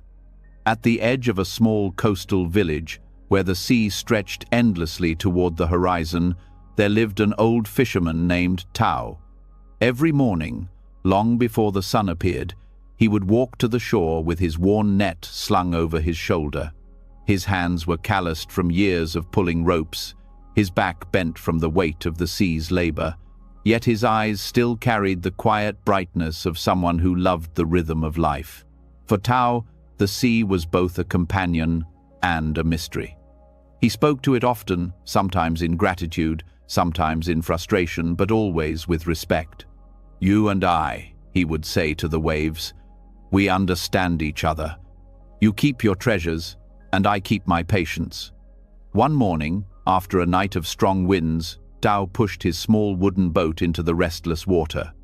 The tide was high, and the waves struck against the sides of his vessel, but he rowed steadily, trusting his routine. He cast his net in the place he always did, where the sea floor dipped deep and the fish often gathered in silver clouds. He waited as the net sank. The water shimmered with the reflection of the rising Sunday. He pulled at the ropes, feeling the familiar weight of the catch beneath the surface. A small smile touched his face. "Ah," he said softly, "today will be good." But when he began to draw the net in, his smile faded. The resistance grew lighter, then vanished altogether. When he lifted the net into the boat, his heart sank. It was torn, ripped wide open, the ropes frayed and broken. Every fish had escaped. Only water poured through his fingers. For a long moment, Tao stared at the ruined net. The sea, calm again after the night's storm, seemed to mock him with its glittering silence. He could almost hear the laughter of the waves. "You took them back," he whispered bitterly. He dropped the net and buried his face in his hands. "All my work," he muttered, "all my care, and for nothing." The old fisherman sat in his small boat, letting it drift. Around him, the sea moved gently, unaware of his sorrow. The sunlight danced across the surface, and beneath it, life swam freely, fish darting in schools, unseen but abundant. Yet Tao saw none of it. His eyes were filled with loss. When he returned to shore, the villagers came to greet him. "Tao," one of them called, "what did you bring today?" The old man shook his head. "Nothing," he said. "The net tore. The sea has taken everything." They sighed in sympathy. "Bad luck," one said. "You work so hard. It isn't fair." Tao only nodded. "It seems the sea has grown tired of me." That night, he sat by his small fire, mending what he could of the net. The rope was old and thin. It would take many days to repair. His hands ached with every stitch. The wind whispered outside, carrying the faint sound of waves. "Why do you take so much and give so little?" Tao murmured to the sea beyond the hills. "Have I not given you enough of my years?" He lay down beside the fire, but sleep did not come. In his dreams, he saw the torn net again, heavy with emptiness. When morning came, Tao rose with the same weariness that had followed him through the night. He walked down to the shore with his half-mended net, though he knew he could not yet fish. The tide was low, and the sea lay stretched before him like glass. The world was quiet. He sat on a rock, looking out at the water. It sparkled in the early light, calm and unbothered. Seabirds glided above, dipping their wings to the surface. Tiny fish leaped and vanished again in flashes of silver. Tao watched, and for the first time in many days, he noticed the beauty of it. He leaned forward, eyes squinting against the Sunday beneath the surface. Life shimmered. There were fish everywhere, so many that the sea itself seemed alive with motion. They swam close to shore, their scales glinting like coins scattered across the water. Tao blinked in wonder. "So many," he whispered. "More than I've ever seen." He laughed softly at the sight, the sound breaking the still air. "And I thought you took them from me," he said to the sea. "But look, you were only showing me what I could never see while I was too busy holding on." The water lapped at the rock where he sat. A wave reached up to touch his feet, cool and clear. Tao felt something loosen in his chest. "The fish were never mine," he said aloud. "They only passed through my hands for a while." He sat there until the tide began to rise again, covering the rocks and his feet. When he finally stood, his heart was lighter. He carried his net back home, not with sorrow, but with quiet acceptance.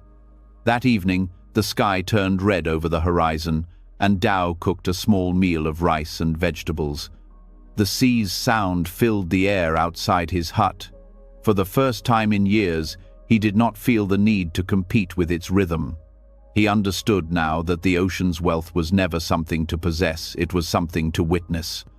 The next morning, he took his repaired net and rowed back out to sea.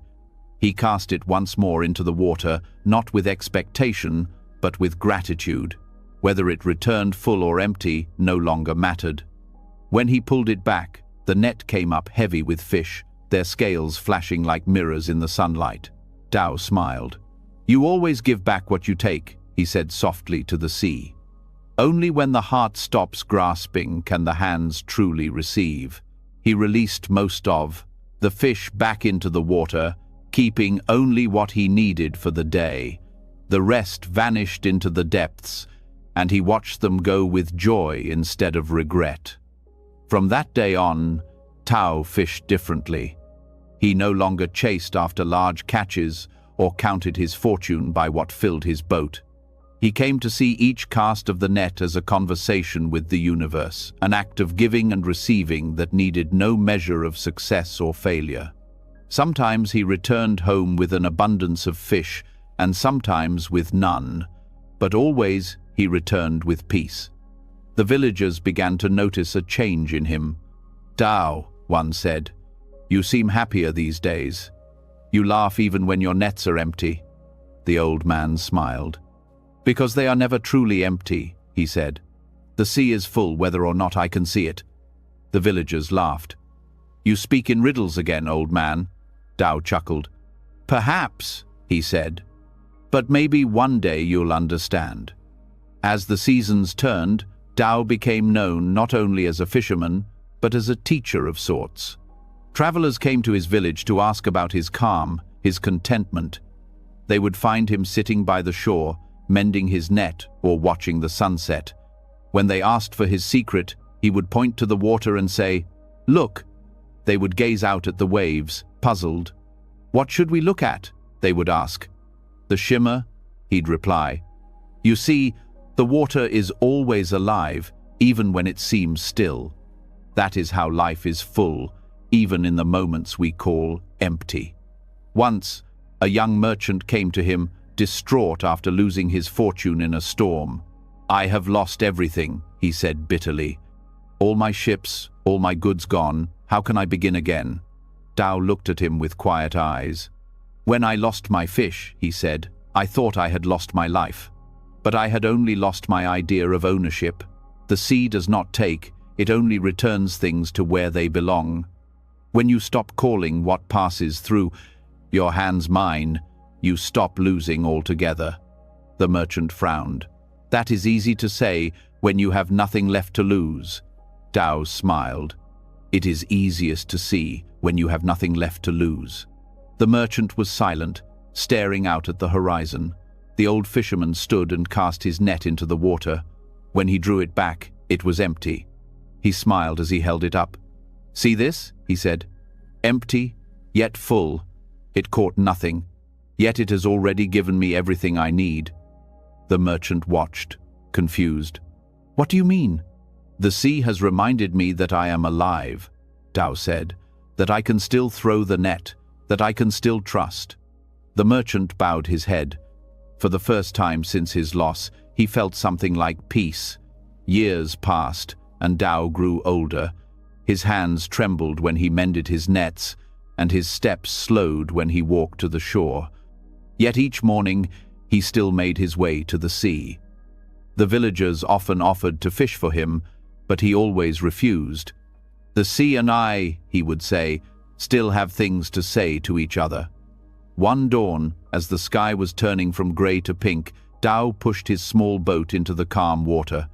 He cast his net once more and waited, feeling the quiet rhythm of the waves beneath him. The water sparkled all around, and he thought of the first time his net had torn, the sorrow that had once filled his heart. He smiled. "You tore my net," he whispered to the sea, "but it was to mend my sight." The sun rose, spreading light across the horizon. Tao watched as the fish leapt and swam beneath the surface, the ocean alive with motion. He did not pull his net back right away. He let it drift. He let it be. When he finally drew it in, it was empty again.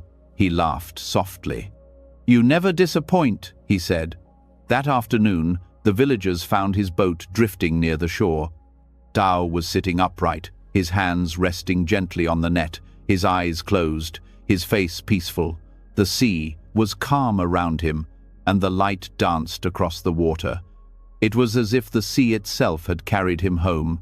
They brought his boat back to the beach and buried him near the place where he had always fished. Above his resting place, they built a small stone marker. On it, they carved the words he had once spoken. "The fish were never mine, the sea was always full."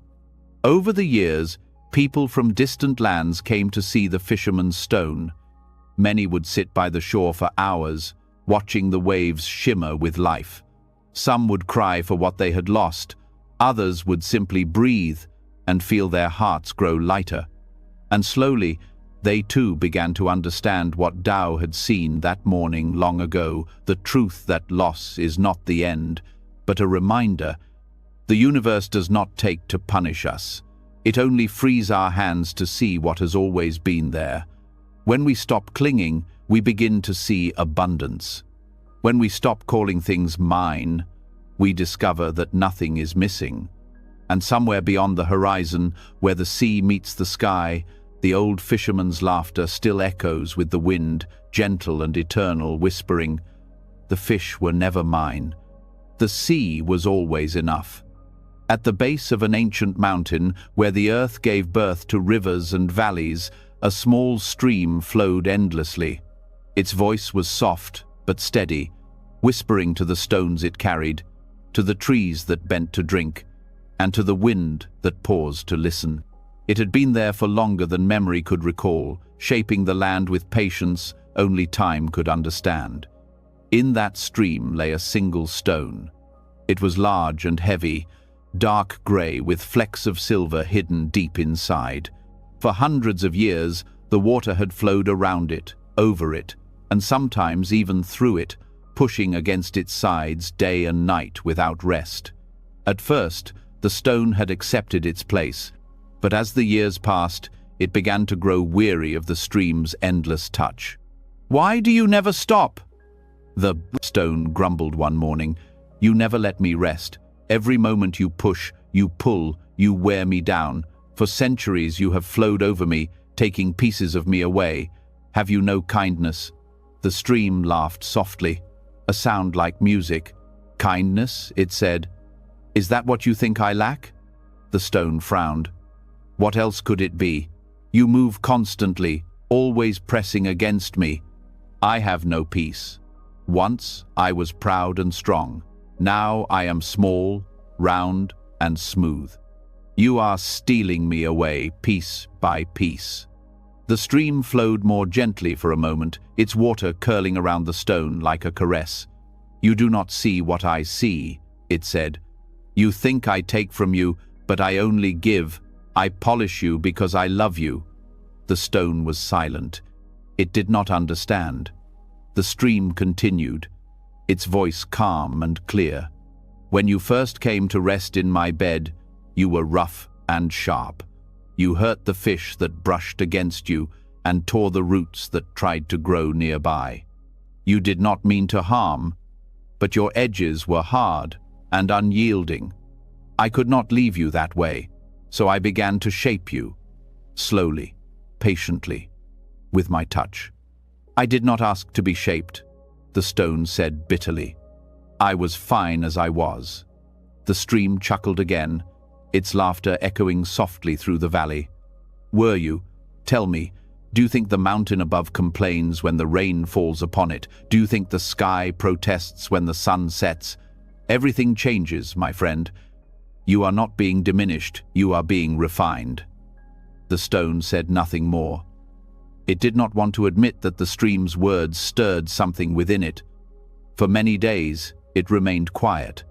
The water flowed on, as it always did, carrying leaves and light across the surface. The stone watched the world move around it, the clouds drifting above, the seasons coming and going, the birds that built nests in the trees by the shore. Time was patient, and so was the stream. Years passed. The stone grew, smoother. Its rough edges faded until it gleamed faintly when the sun touched it. It began to see how the water reflected the world, the sky, the trees, even its own surface. It began to wonder if the stream had been right all along. One morning the stream asked softly, "Do you still think I am cruel?" The stone hesitated. "I do not know," it said. "You have worn away much of me. I am not who I once was." The stream smiled in its silent way. "No one ever is." The stone thought about this for a long time. It thought about how it had changed, not just in shape, but in what it saw. When it had been rough, it could not reflect the sky. Now, in the calm of dawn, it could see the blue of heaven shimmering on its surface. The stream's touch, once an irritation, had become something else, gentle, rhythmic, soothing. Still, there was a trace of sadness in the stone. "You say you polish me because you love me," it said quietly, "but love should not hurt." The stream's voice softened. "Sometimes love must flow where comfort cannot. If I stopped touching you, if I left you alone, moss would cover your face, and you would sink into darkness. You would forget the sunlight, forget what it feels like to shine. I touch you not to harm you, but to keep you alive in the light." The stone trembled slightly beneath the current. The stream's words were truth, though they carried a weight that was hard to hold. Over time, the stone began to listen more closely, not just to the stream, but to everything. It heard the sigh of the wind through the reeds, the laughter of the frogs at night, the whisper of rain joining the flow. Each sound carried a lesson, quiet and eternal. One day, a young monk came to the stream. He was weary from his journey, burdened by disappointment. He knelt by the water's edge, cupped his hands, and drank deeply. Then he noticed the smooth stone gleaming beneath the surface. Its calm beauty caught his eye, and he reached down to touch it. "Strange," he said aloud, "how something so solid can be shaped by something so soft." The stream, always listening, chuckled. "The soft can shape the hard because it does not give up." The monk blinked, certain he had imagined the voice. "Who speaks?" he asked. The water rippled. "You hear me because you need to," the stream said. "You carry your burdens as heavily as this stone once did. You think life pushes against you unfairly. But what if every challenge is only polishing your soul?" The monk frowned. "It feels cruel," he said softly. "I have lost so much. My teacher died, my temple burned, and I am left with nothing. How can that be polishing?" The stream sighed. "Loss reveals what is lasting. You believe you have nothing, but you are still here, still breathing, still capable of kindness. Pain is not punishment, it is refinement." The monk gazed into the water, watching the ripples spread outward. "I do not know if I can believe that yet." "That is all right," the stream replied gently. "Belief comes later. For now, just keep flowing." The monk smiled faintly, wiped his tears, and bowed to the stream. "Thank you," he whispered. He left a small offering, a white flower, and continued on his way. The stone, who had listened silently, felt something stir within it. "You speak such comfort to him," it said to the stream. "And yet you never stop pressing against me. You seem so gentle with others." The stream laughed softly. "I give to each what they need. He needed words. You needed touch." The stone smiled for the first time in centuries. "Then I suppose I should be grateful for both." "Gratitude," the stream said, "is the beginning of peace." As the years turned into decades, the stone's bitterness faded completely. It began to love the sound of the water, the cool embrace of the current, the way the sunlight played on its smooth surface. It began to feel proud of the shine it carried, the quiet proof of all it had endured. Then one day, a great flood came. The mountains released torrents of rain, and the stream swelled into a river. The water rushed faster than ever before, lifting everything in its path. The stone, so long settled in its place, felt itself being moved for the first time in centuries. "Where are you taking me?" it cried as the water carried it away. The stream's voice rose above the roar. "To where you belong." "I thought I already belonged here," the stone said, frightened. "You did," the stream replied, "but even stillness must move when it is time."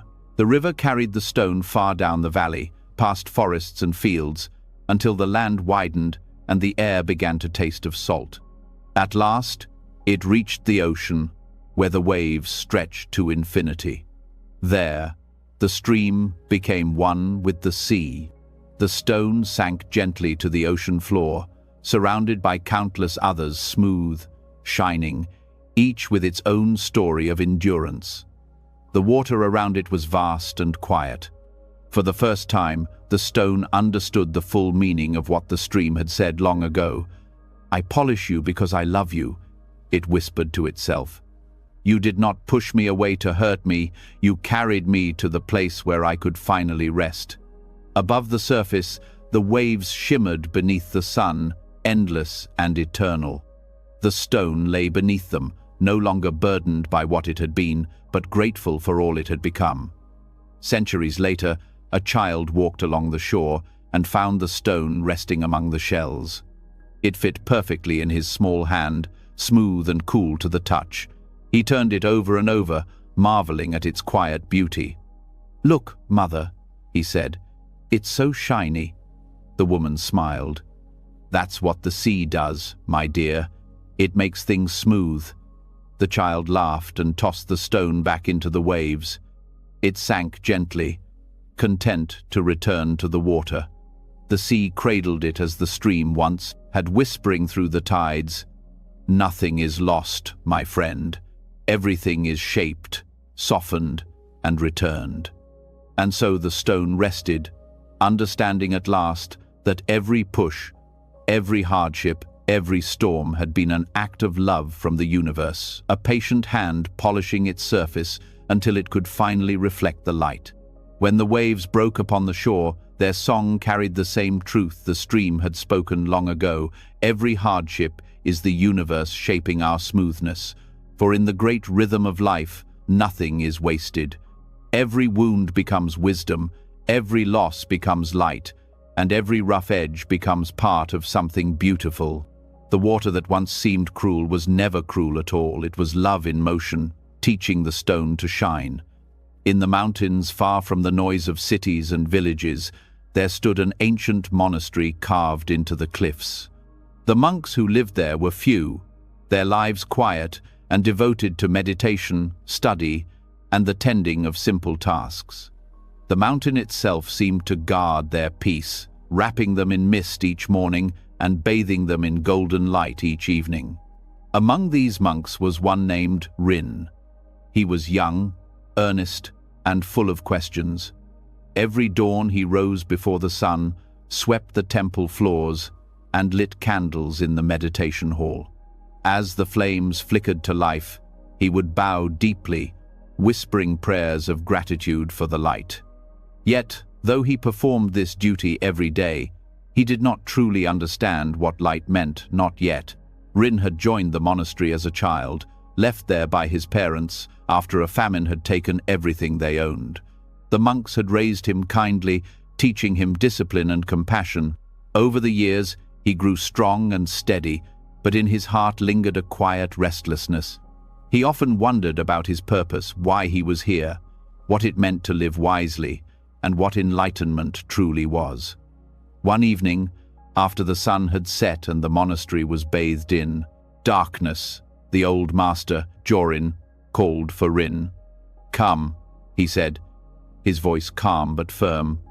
"I have a task for you." Rin bowed. "Yes, master." Jorin handed him a small candle. "Take this into the cave behind the temple," he said. "Stay there until dawn. Light the candle and guard its flame through the night. Watch it carefully. Do not let it go out." Rin took the candle reverently, unsure what lesson his master intended, but trusting his words. He walked through the courtyard, past the rows of sleeping monks, until he reached the mouth of the cave. The air inside was cool and heavy, filled with the scent of earth and silence. He lit the candle, and the small flame sprang to life, pushing back the darkness in a trembling circle of light. The cave's walls glistened faintly, damp with moisture. Shadows danced across the stone like living things. Rin sat cross-legged before the flame, his eyes fixed on its flicker. At first, he felt peaceful. The candle's light was soft and steady, and its warmth comforted him in the deep stillness of the cave. But as the night deepened, the wind began to sigh through the entrance, making the flame waver. Rin leaned closer, shielding it with his hands. He whispered, "Stay alive, little flame. I will protect you." Hours passed. The candle burned lower, wax pooled around its base. The flame dimmed, then brightened, struggling against the drafts that slipped through the cave. Rin grew tired, but he did not close his eyes. He watched every movement of the light, guarding it as if it were a living being. When he grew restless, he thought of his master's words, "Watch carefully, do not let it go out." And so he did. He watched as insects flew into the flame and vanished in a moment of brightness. He watched how the light painted every surface differently, how it could make even the roughest stone look gentle. He watched how it created both light and shadow at once, never one without the other. As the hours crept by, the flame grew smaller. Rin felt a strange sadness rise in him. He realized he had come to love the light, to feel responsible for it. He feared what would happen when it finally went out. But just before dawn, when the cave's darkness began to thin and the first hints of morning touched the world, something shifted. Through the cave's mouth, Rin saw a faint line of gold spreading across the horizon. The sun was rising. He looked at the candle, still flickering bravely, and then at the growing light outside.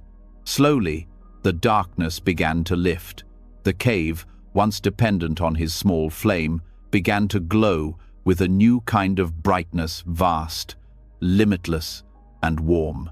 Rin looked down at the candle in his hands. Its flame now seemed small, almost shy before the power of the Sunday. For a moment he hesitated, uncertain. Then, gently, he blew it out.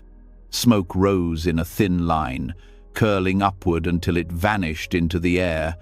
The cave, though silent, was no longer dark. The sun's light filled every corner effortlessly. Rin sat there for a long time, watching as the rays reached deeper into the cave. He felt something open inside him, something that no words could name. When he returned to the monastery, the master was waiting for him in the courtyard, seated beneath a tree. The morning sun bathed him in light. Rin bowed deeply. "Master," he said, "I did as you asked.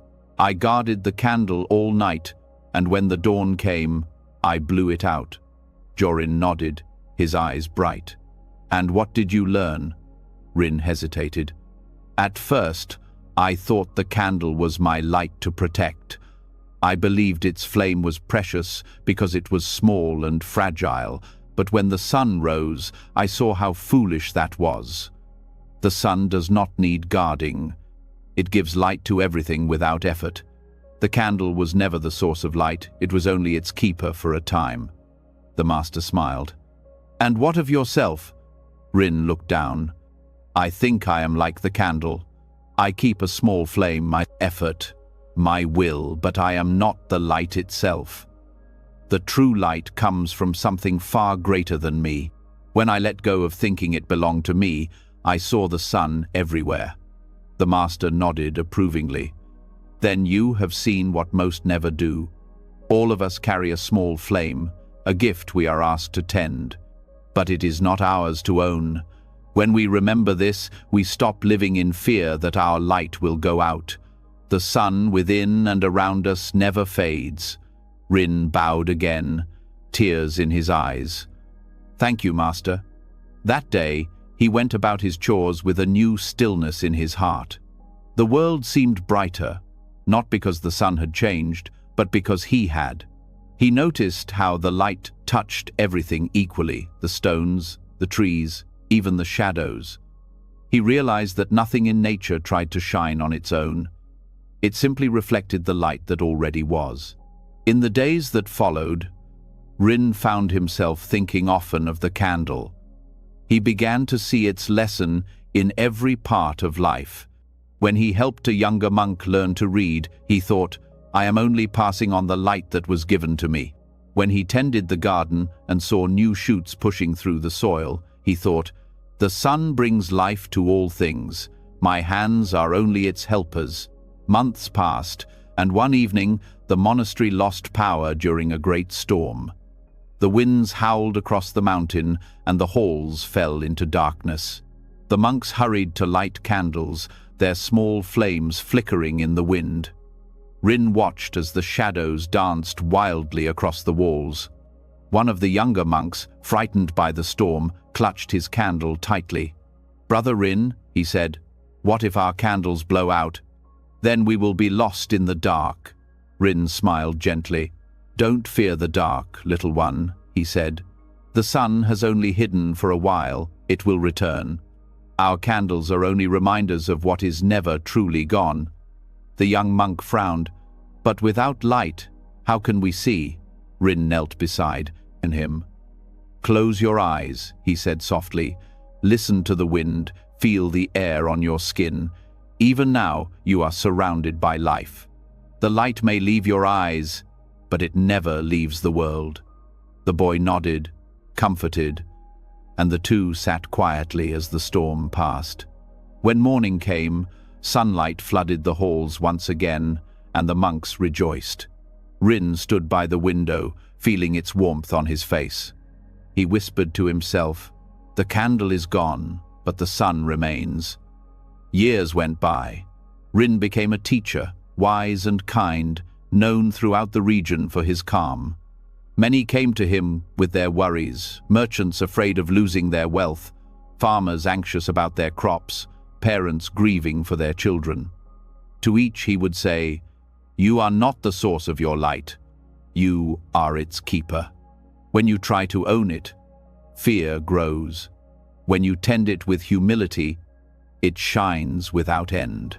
One day a traveler arrived at the monastery, weary and broken. He had lost everything, his home, his family, his faith. I have failed, he told Rin bitterly.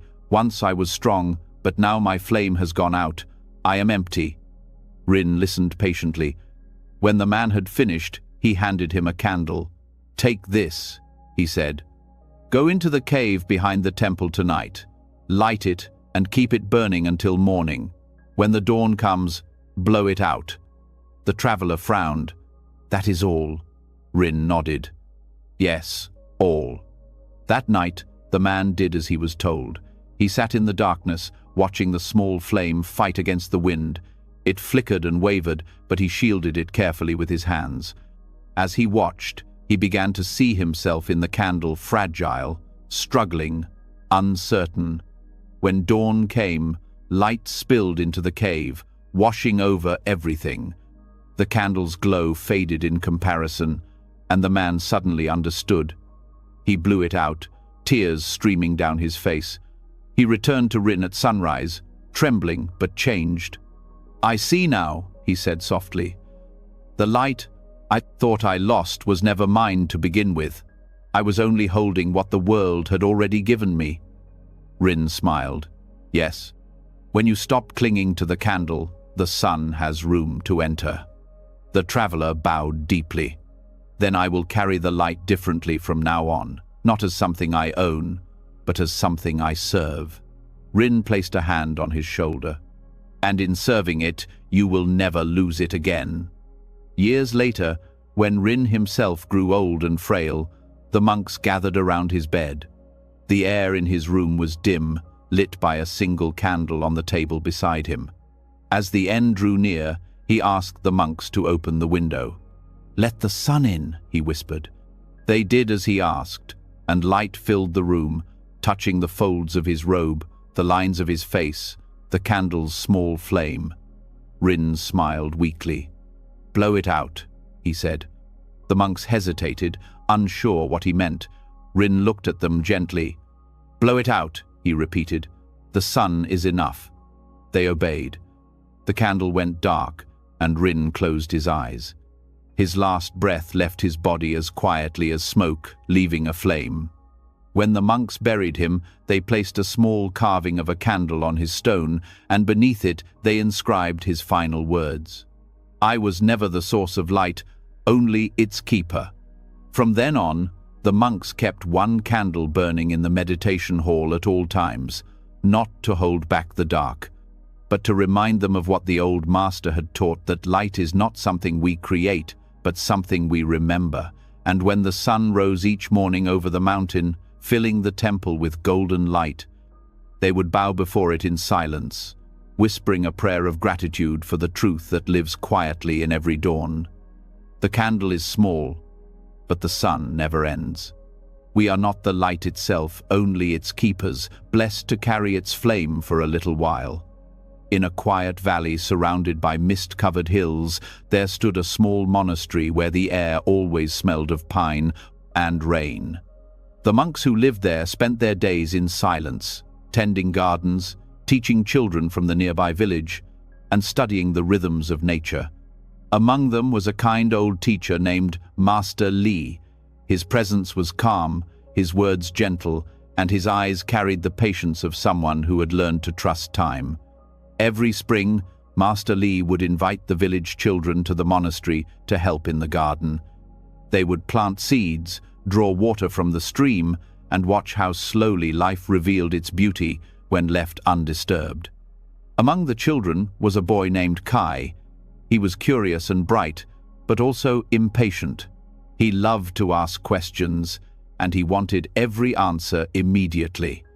One morning, while the monks were planting vegetables, Master Li gave Kai a special task. "Kai," he said, "there is a small tree behind the meditation hall. Look carefully at its branches. You will find a cocoon there. Visit it each day and tell me what you see." Kai ran off eagerly and soon found the cocoon. It hung delicately from a thin branch, pale gold in the sunlight. Inside, he could see faint movement, as if something were dreaming its way into life. "Master," Kai said, running back, "I found it.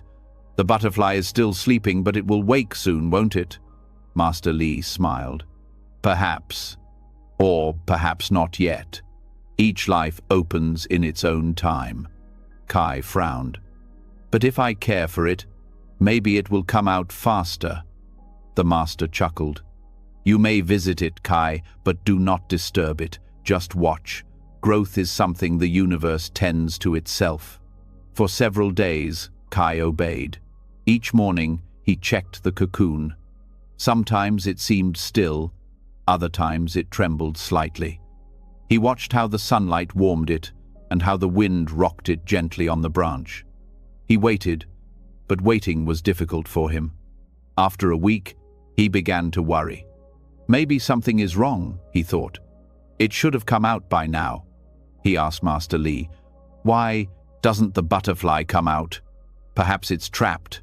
I could help it." The master shook his head. "Do not force what is not ready.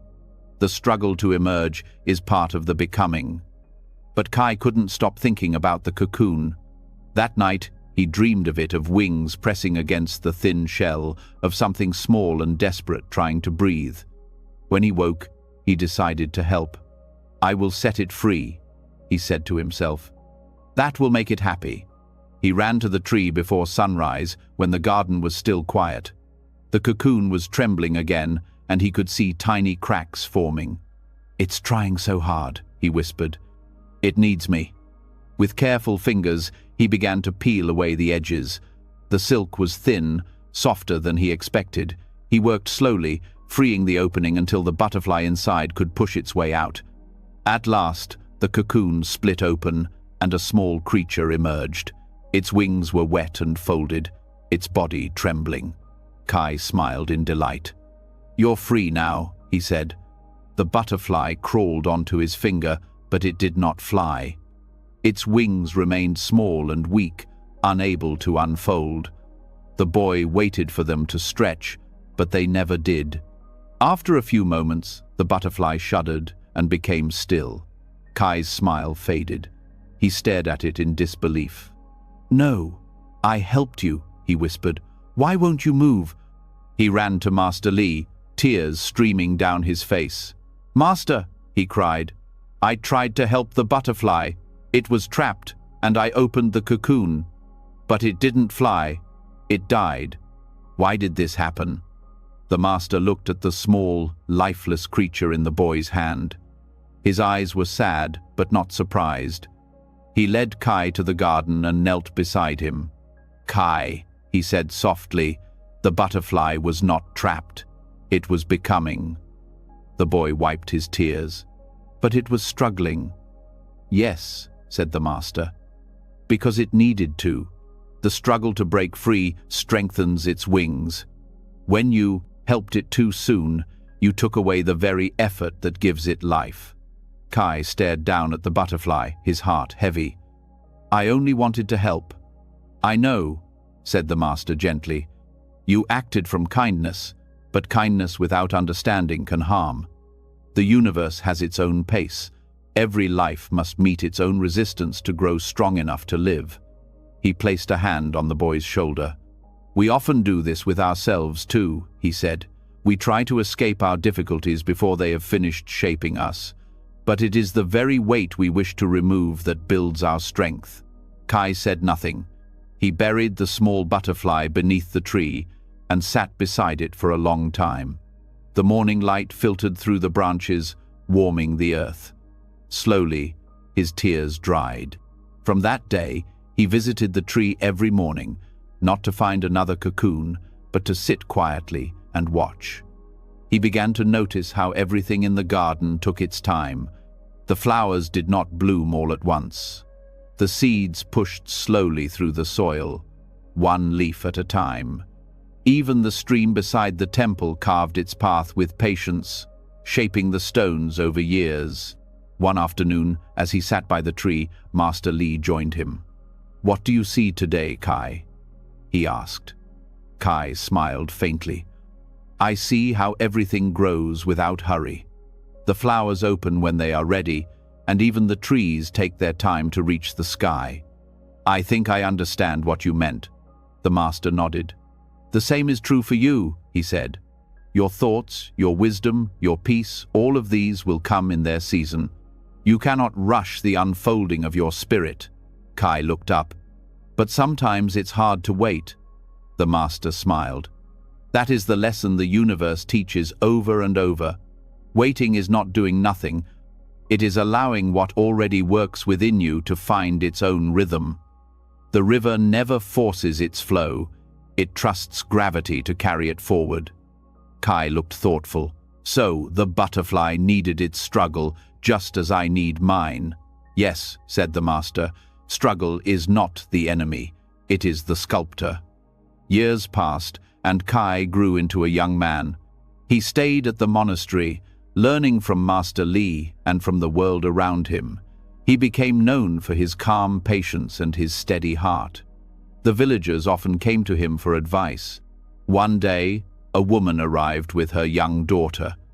The girl was crying. In her hands, she held a small box. "She found a cocoon," the mother explained, "and tried to help the butterfly. Now it won't move." Kai looked at the girl with gentle eyes. He recognized the story immediately. "I see," he said softly. "I once did the same." The girl looked up through her tears. "You did?" He nodded.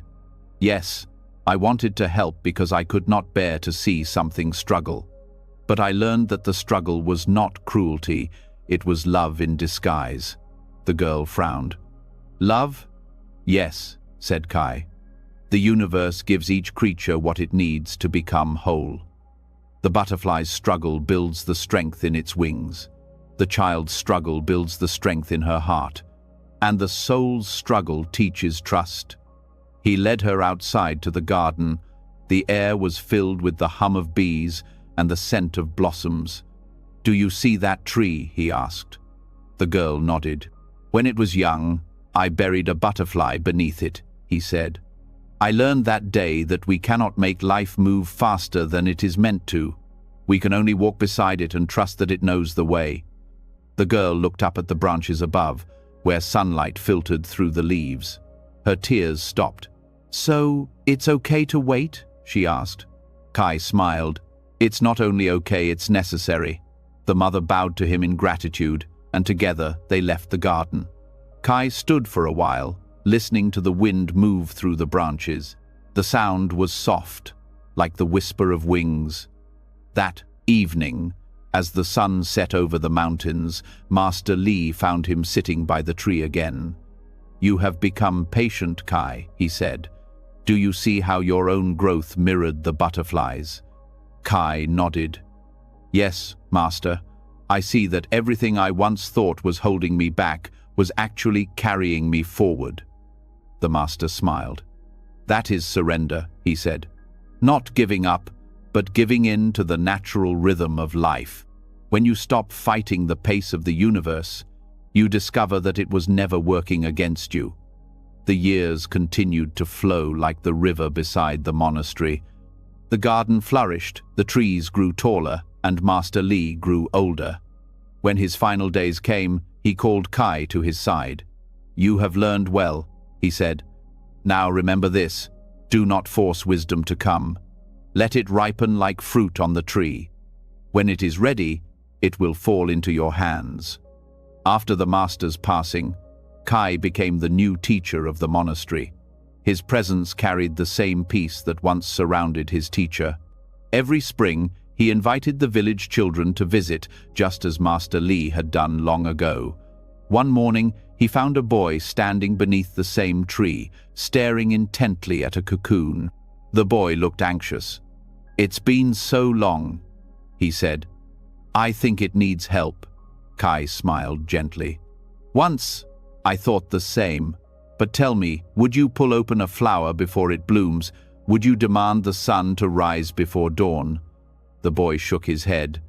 "Then do not open the cocoon," Kai said. "The butterfly is teaching you patience. When it is ready, it will emerge, and its wings will be strong enough to carry it wherever it must go.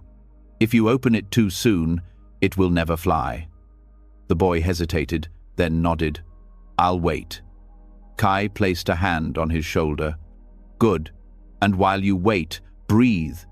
Let the waiting teach you what rushing never will." Days later, the cocoon finally broke open. The butterfly emerged, trembling but alive.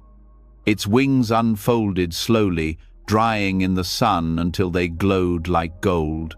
When it lifted into the air, the boy laughed aloud, his heart full of wonder. He ran to Kai, breathless. "It flew. It really flew," Kai smiled. "Yes, because you let it find its own strength. You trusted life to know its timing." The boy looked thoughtful. "So, the best way to help sometimes is to wait?" "Yes," said Kai softly. "Waiting is not inaction, it is faith in motion." Years later, when Kai grew old and sat alone beneath the same tree, he often thought of the butterfly, of his teacher, of the lessons that had taken a lifetime to unfold. He realized that the universe had never hurried him, even when he had tried to hurry it. As the sun set one final time, painting the garden in gold, he whispered, "Thank you for teaching me to wait." The wind moved through the branches, carrying the sound of rustling leaves, the soft echo of wings long gone, yet somehow still present. And so the lesson lived on, whispered from teacher to student, from child to child, from heart to heart. Do not force the universe to open before its time. Surrender means letting growth happen naturally.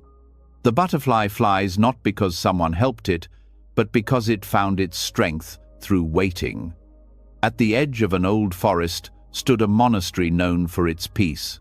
It was a place where time seemed to move more slowly, where the wind itself carried a kind of wisdom. Every morning, the monks would sweep the stone paths, light incense, and bow toward the mountains that surrounded them like silent guardians. Among those monks was a young novice named Ren. He was thoughtful and kind, but often troubled by fear. Though he followed his duties with care, he worried about the change of seasons, the passing of time, the uncertainty of what lay ahead. He had joined the monastery seeking peace, but the thought of loss haunted him. One autumn morning, Master Ko, the elder monk who guided the novices, called Ren to walk with him. The forest was bright with color. Gold, red, and brown leaves painted the air each time the wind passed through the trees. The ground was covered in a soft carpet of fallen leaves, and the air smelled of earth and wood smoke. As they walked, Master Ko paused beneath a great maple tree. Its branches stretched wide over the path, its leaves glowing in the morning sunday. He looked up and said, "Ren, tell me what you see." Ren gazed at the tree for a moment. "I see beauty," he said, "but also sadness. The leaves are dying." The master smiled. "Dying?" he asked. "Is that what you see?" Ren hesitated. "Yes, master. Soon winter will come. The trees will be bare. The air will grow cold. Everything that is bright and alive now will fall away." Master Ko reached up and gently plucked a leaf from a low branch. It was red at the edges, golden in the center, trembling slightly between his fingers. He held it before Ren and said, "Watch closely." He released the leaf. It spun in the air, catching the sunlight, turning and twisting as it drifted downward. The wind lifted it once, twice, before it finally came to rest on the ground. "Did the leaf die?" the master asked softly. "Or did it return?" Ren frowned, unsure. "Return? To where?" "To the earth," the master said. "To the soil that gave it life. It has not ended, it has only changed its form.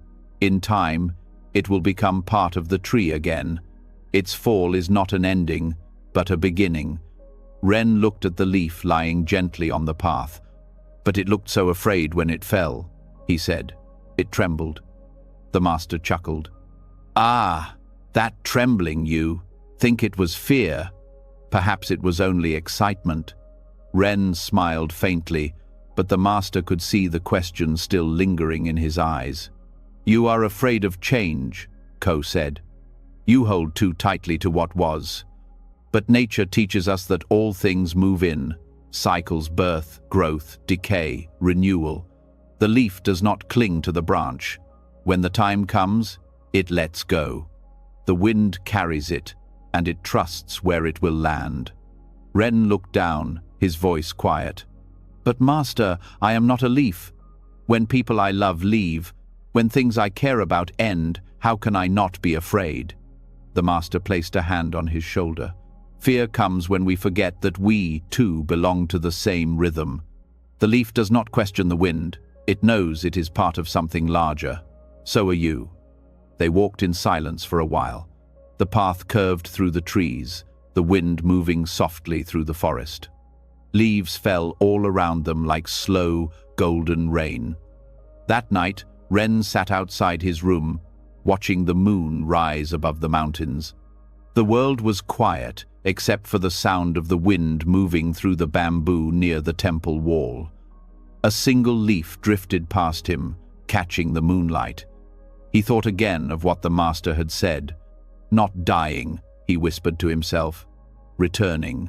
He picked up the leaf and turned it in his hand. Its veins glowed faintly silver in the light. "Do you trust the wind?" he asked it softly. Of course, there was no answer, but somehow the question felt like a prayer. In the days that followed, Ren began to watch the leaves more closely. Each morning, he would stand beneath the maple tree and wait for one to fall. He noticed that no two leaves fell the same way. Some drifted gently, others spun wildly. Some landed close to the tree, others traveled far into the forest. Yet each one, no matter how it fell, came to rest somewhere soft on the ground, in the moss among the roots. He began to see something he had missed before, the grace in letting go. One morning, after a long night of wind and rain, the forest was thick with fallen leaves. Ren walked through them quietly, his feet brushing against the damp earth. He came to the stream that ran near the monastery and saw the water carrying leaves downstream. Some floated smoothly, others caught on rocks, turning slowly before the current released them again. He sat on the bank, watching the endless flow. The water did not hurry, and the leaves did not resist. They moved together, each following its own path without struggle. The master found him there. "You are learning from the stream," he said. Ren bowed slightly. "It seems so peaceful," he said. "Even the leaves that are caught on rocks are not trapped for long. The water frees them in time." Master Ko nodded. "The river does not cling to what passes through it, and the leaves do not fight the river. This is trust. When you trust the flow of life, you stop fearing where it carries you." Ren looked at the water, his reflection trembling on the surface. "But what if the current takes me somewhere I do not want to go?" The master smiled. "That is what fear always says.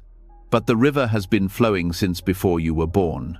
It carried your ancestors. It will carry your children. Do you think it does not know the way?" Ren thought about that for a long time. Winter came. The trees grew bare, the air sharp and clear.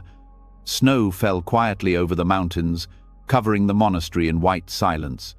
The monks worked and meditated as always, moving slowly through the days. Ren missed the sound of the leaves, the colors of autumn, but he also felt something new inside him, a calm acceptance. He understood now that the stillness of winter was not death, it was rest. Beneath the snow, the roots waited patiently for spring. The world was not gone, it was only gathering strength. One afternoon, as he helped the master sweep snow from the temple steps, Ren said, "When the leaves fell, I thought they were lost, but now I see they were only changing. Is that how it is for us too, Master? When we fall, are we also returning?" Master Ko looked at him kindly. "Yes. Every ending is a return to the beginning. Every loss brings us back to the whole." Ren smiled faintly. "Then why do we cry when things end?" The master leaned on his broom, his breath forming clouds in the cold air. "Because our hearts have not yet learned what the wind already knows, that nothing truly leaves. The form changes, but the essence remains." Spring returned.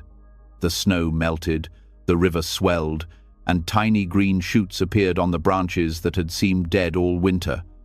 The forest was alive again, full of sound and scent. Ren stood beneath the maple tree that had shed its leaves months ago. New buds had begun to open, small and bright. He felt an ache in his chest, not sorrow this time, but awe. Life had continued, quietly and faithfully. Master Ko came to stand beside him. "The leaf you mourned has become this new one," he said. "It has returned through the earth, through the rain, through the roots. The cycle continues, as it always will." Ren bowed. "Then there is no need to fear the fall." The master smiled. "No more than the earth fears the rain." Years passed, and Ren grew older. He became a teacher himself, known for his gentleness and the way he could bring calm to even the most restless heart. People came to him from distant villages, burdened by their fears, fear of loss, of change, of death. To each he would tell the story of the leaf and the wind. He would say, "When the leaf trembles, it is not because it is falling, it is because it is learning to fly." Trust turns fear into flight. One autumn, a traveler arrived at the monastery carrying grief heavier than stone. His wife had died that year, and he could not let her go. He sought Ren's wisdom, hoping to find peace. Ren led him to the maple tree, now old and enormous. Its leaves glowed gold in the fading light. They stood in silence until one leaf loosened from its branch and began its slow descent. "Look," Ren said. "What do you see?" The traveler watched. "I see a leaf falling." Ren smiled gently. "Watch." Again. The wind rose, catching the leaf and spinning it upward for a moment before letting it settle softly on the ground. The traveler's eyes filled with tears. I see the wind carrying it home." Ren nodded. "Yes, it is not falling, it is returning." The traveler bowed his head. "Then my wife, she is not lost either?" Ren placed a hand on his shoulder. "No one is lost. The ones we love return in new forms, in the wind, in the rain, in the hearts they touched. When you breathe, she breathes with you. When you let go of your sorrow, you feel her more clearly, not less." The traveler wept quietly, and the wind moved through the trees, carrying away his pain like fallen leaves down a stream. That night, Ren sat by his window, watching the moon rise above the forest. A single leaf drifted past, caught in the silver light. He whispered to it, "Thank you for teaching me." When his final days came, Ren sat beneath the same maple tree, now older than he had ever been. His hair had turned white, and his hands trembled, but his eyes still held the calm of the forest. A young monk knelt beside him and said, "Master, the wind is strong today. The leaves are falling." Ren smiled. "Let them. The wind only brings them home." The monk bowed his head. "Are you afraid?" Ren shook his head slowly. "How can I be afraid of returning?" The wind lifted around them, and the leaves danced through the air. As Ren took his final breath, one leaf broke free above him, spinning in the sunlight, carried effortlessly by the breeze. When the monks buried him, they placed his grave beneath the maple tree. Each autumn, the leaves fell over it like blessings, and the wind whispered softly through the branches. Those who visited the monastery would often stop to watch the leaves fall. They said they could hear Ren's voice in the wind, saying what he had once told all who came to him. "You are not falling, you are returning." Trust turns fear into flight. On a high mountain where the air was thin and cool, a monastery sat among the clouds. The wind there moved softly, carrying the sound of temple bells through the valley below. The monks who lived on that mountain had learned to live as the clouds did, quietly, without hurry, without grasping at what passed. Yet not all of them understood what that truly meant. Among the younger monks was one named Tao. He was sincere and hard-working, but his heart was restless. He longed to know his purpose, to understand where his life was going and what path he was meant to follow. Every morning, as the other monks prayed in silence, Tao's mind wandered toward questions. "What am I supposed to become?" he would think. "What if I waste my life not knowing where to go?" The monastery's master, an old monk named Ryokan, noticed this restlessness. He often saw Tao standing alone after meditation, gazing out at the horizon as if searching for an answer written in the distance. One morning, the master approached him. "Tao," he said softly, "you seem to be searching for something the eyes cannot see. What is it you are looking for?" Tao bowed deeply. "Master, I am trying to find my direction. I study, I meditate, I work, but I do not feel peace. I wonder what path I am meant to take. Everyone speaks of finding their way in life, but I do not know mine." The master nodded, his expression calm. "Come," he said, "walk with me." They left the temple grounds and followed a narrow path that wound up the mountain. The air grew colder as they climbed, and the clouds drifted low, wrapping around them like soft veils. At the summit, they stopped. The valley stretched below them, and the sky above was filled with drifting clouds, white and endless. "Look," said Master Ryokan, pointing to the sky. "Do you see how the clouds move?" Tao nodded. "Yes, Master. They travel with the wind." The master smiled. "Do they choose where to go?" Tao frowned slightly. "No, the wind carries them." "And yet," the master continued. Do they not reach everywhere? The mountains, the valleys, the rivers, they touch all places without striving? Tao was silent. The master's words hung in the air like the clouds themselves, light, yet full of meaning. Perhaps, the master said, turning to him, you are too busy trying to choose your path when the universe is already carrying you along it. Tao lowered his gaze. But master, how can I trust that? If I do nothing, how will I know I am going the right way? The master chuckled softly. Does the cloud ever worry about being lost? Tao shook his head. No, master. Ryokan nodded. Then learn from it. The cloud does not resist the wind, yet it travels further than any man walking against it. They stood in silence for a while, watching the sky shift. The clouds drifted slowly, their shapes changing as they passed. Some gathered into great white towers, others thinned and vanished into the blue. Tao asked quietly, do they not disappear, master? If they keep moving, do they not lose themselves? The old monk smiled. They never lose themselves. They only change form. What falls as rain returns as mist. What becomes snow melts again into water. They are never gone, only transformed. Tao thought about this long after they returned to the monastery. That night, as he sat in meditation, he imagined himself as a cloud, weightless, carried by unseen forces, always changing yet never lost. For the first time, in many months, his heart felt lighter. But as days passed, his old restlessness returned. When the master asked him to sweep the courtyard, Tao found himself wondering if he should be studying instead. When he studied, he wished he were traveling. When he meditated, he wished he were doing something more. How can I stop this, he thought. How can I find peace in not knowing where I am going? One afternoon, he went to see Master Ryokan again. The old monk was sitting by a small pond, watching koi fish swim beneath the water's surface. Master, Tao said, bowing, I have tried to let go, but my heart is still restless. I cannot find peace. I feel I am wasting my life doing nothing. The master looked up from the pond. Doing nothing? He repeated.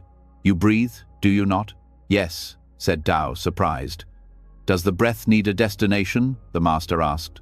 Tao blinked. No, master. It simply flows. The master smiled faintly. Then why do you?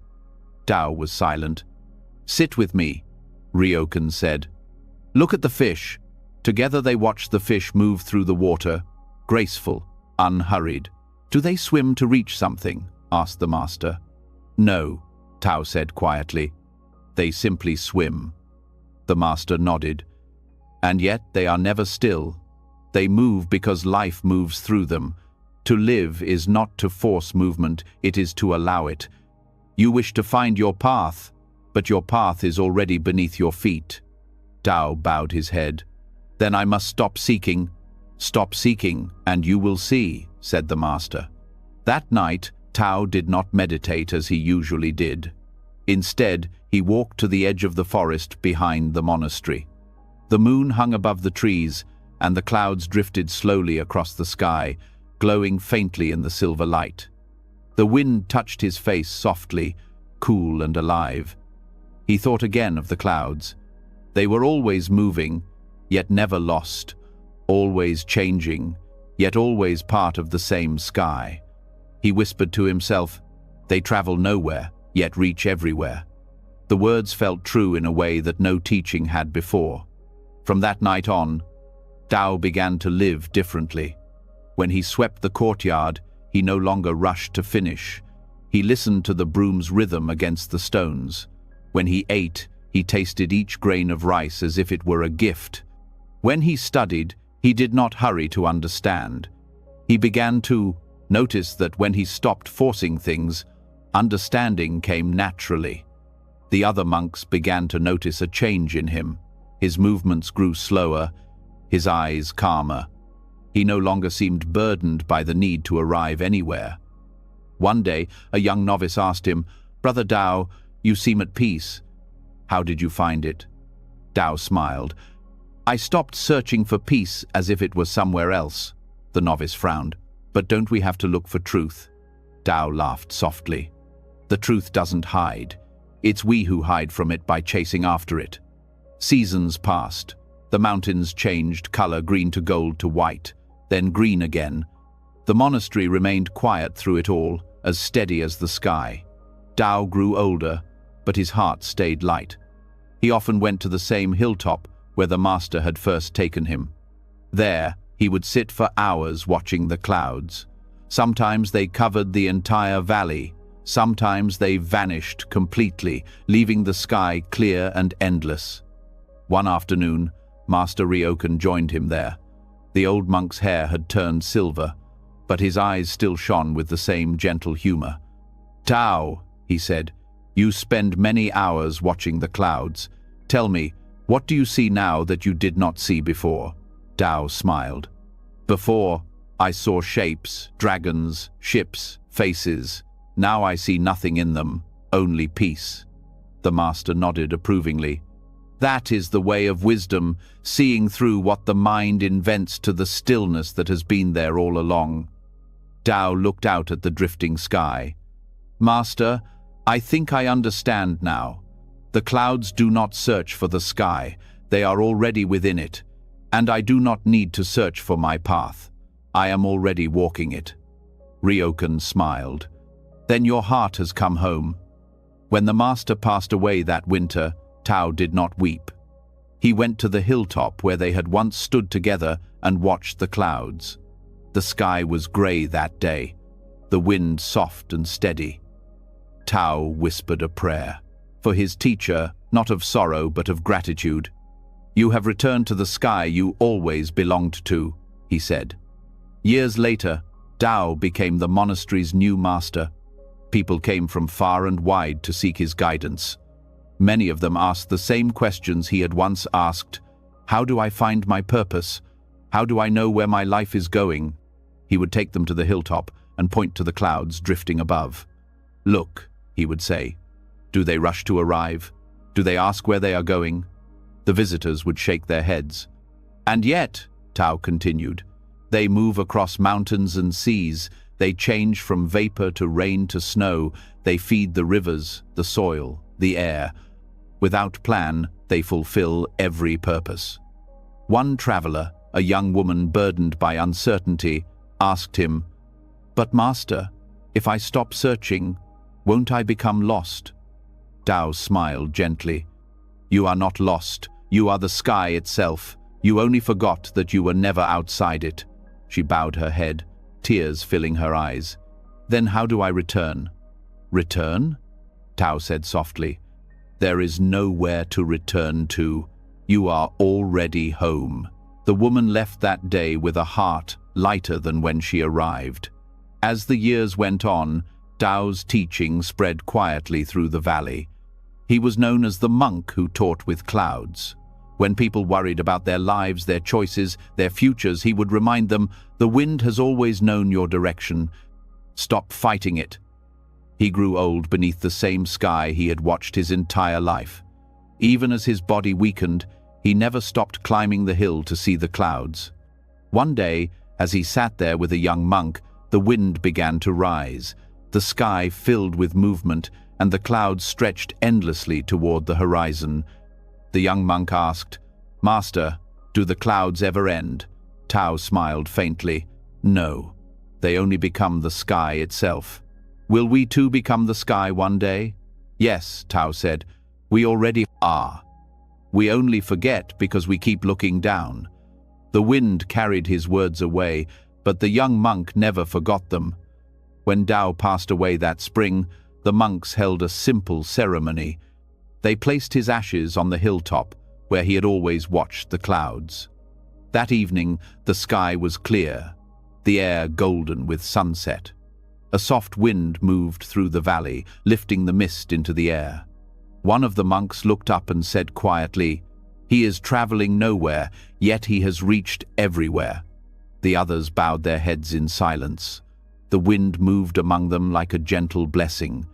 From that day forward, whenever the monks felt lost or uncertain, they would climb the hill and watch the sky. And there, in the drifting of the clouds, they would remember what their old teacher had said: "You are not lost. You are part of the sky. When you stop seeking direction, your heart will arrive home." In a quiet temple at the edge of a mountain village, there lived an old monk named Haru. The monastery where he resided was known for its peace and simplicity. It stood beside a stream that whispered softly through stones, and each morning the monks would rise before dawn to chant, sweep the grounds, and begin their day in silence. Haru had lived in the temple for more than 50 years. He was gentle and patient, loved by the younger monks for his kindness and calm wisdom. His every movement carried grace, the way he poured tea, tended to the garden, and walked among the trees. Of all his possessions, Haru cherished one thing most: a small porcelain bowl that had been given to him when he was a young monk by his teacher, Master Ren. It was simple in design, with pale blue patterns along the rim, but it carried deep meaning for Haru. His master had said, "This bowl will teach you more about yourself than any scripture." For many years, Haru did not understand what his teacher meant, but every day since, he used it with great care. He washed it gently after every meal, dried it with a soft cloth, and placed it back on the same wooden shelf. To him, it was a reminder of his teacher's presence, of lessons once given and lessons still unfolding. One evening, as the sun sank behind the mountains, Haru sat quietly in his room. The air was cool, and the faint sound of crickets filled the space. He poured tea into his favorite bowl and watched the steam rise, curling in delicate shapes.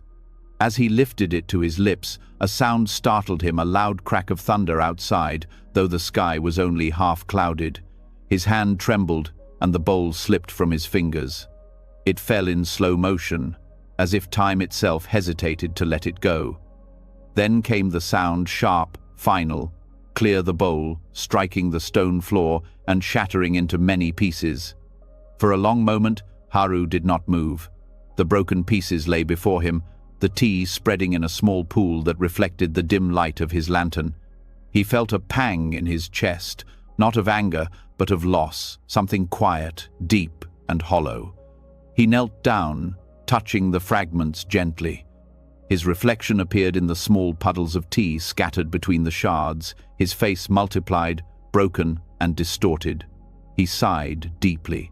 "So this is how the lesson ends," he whispered.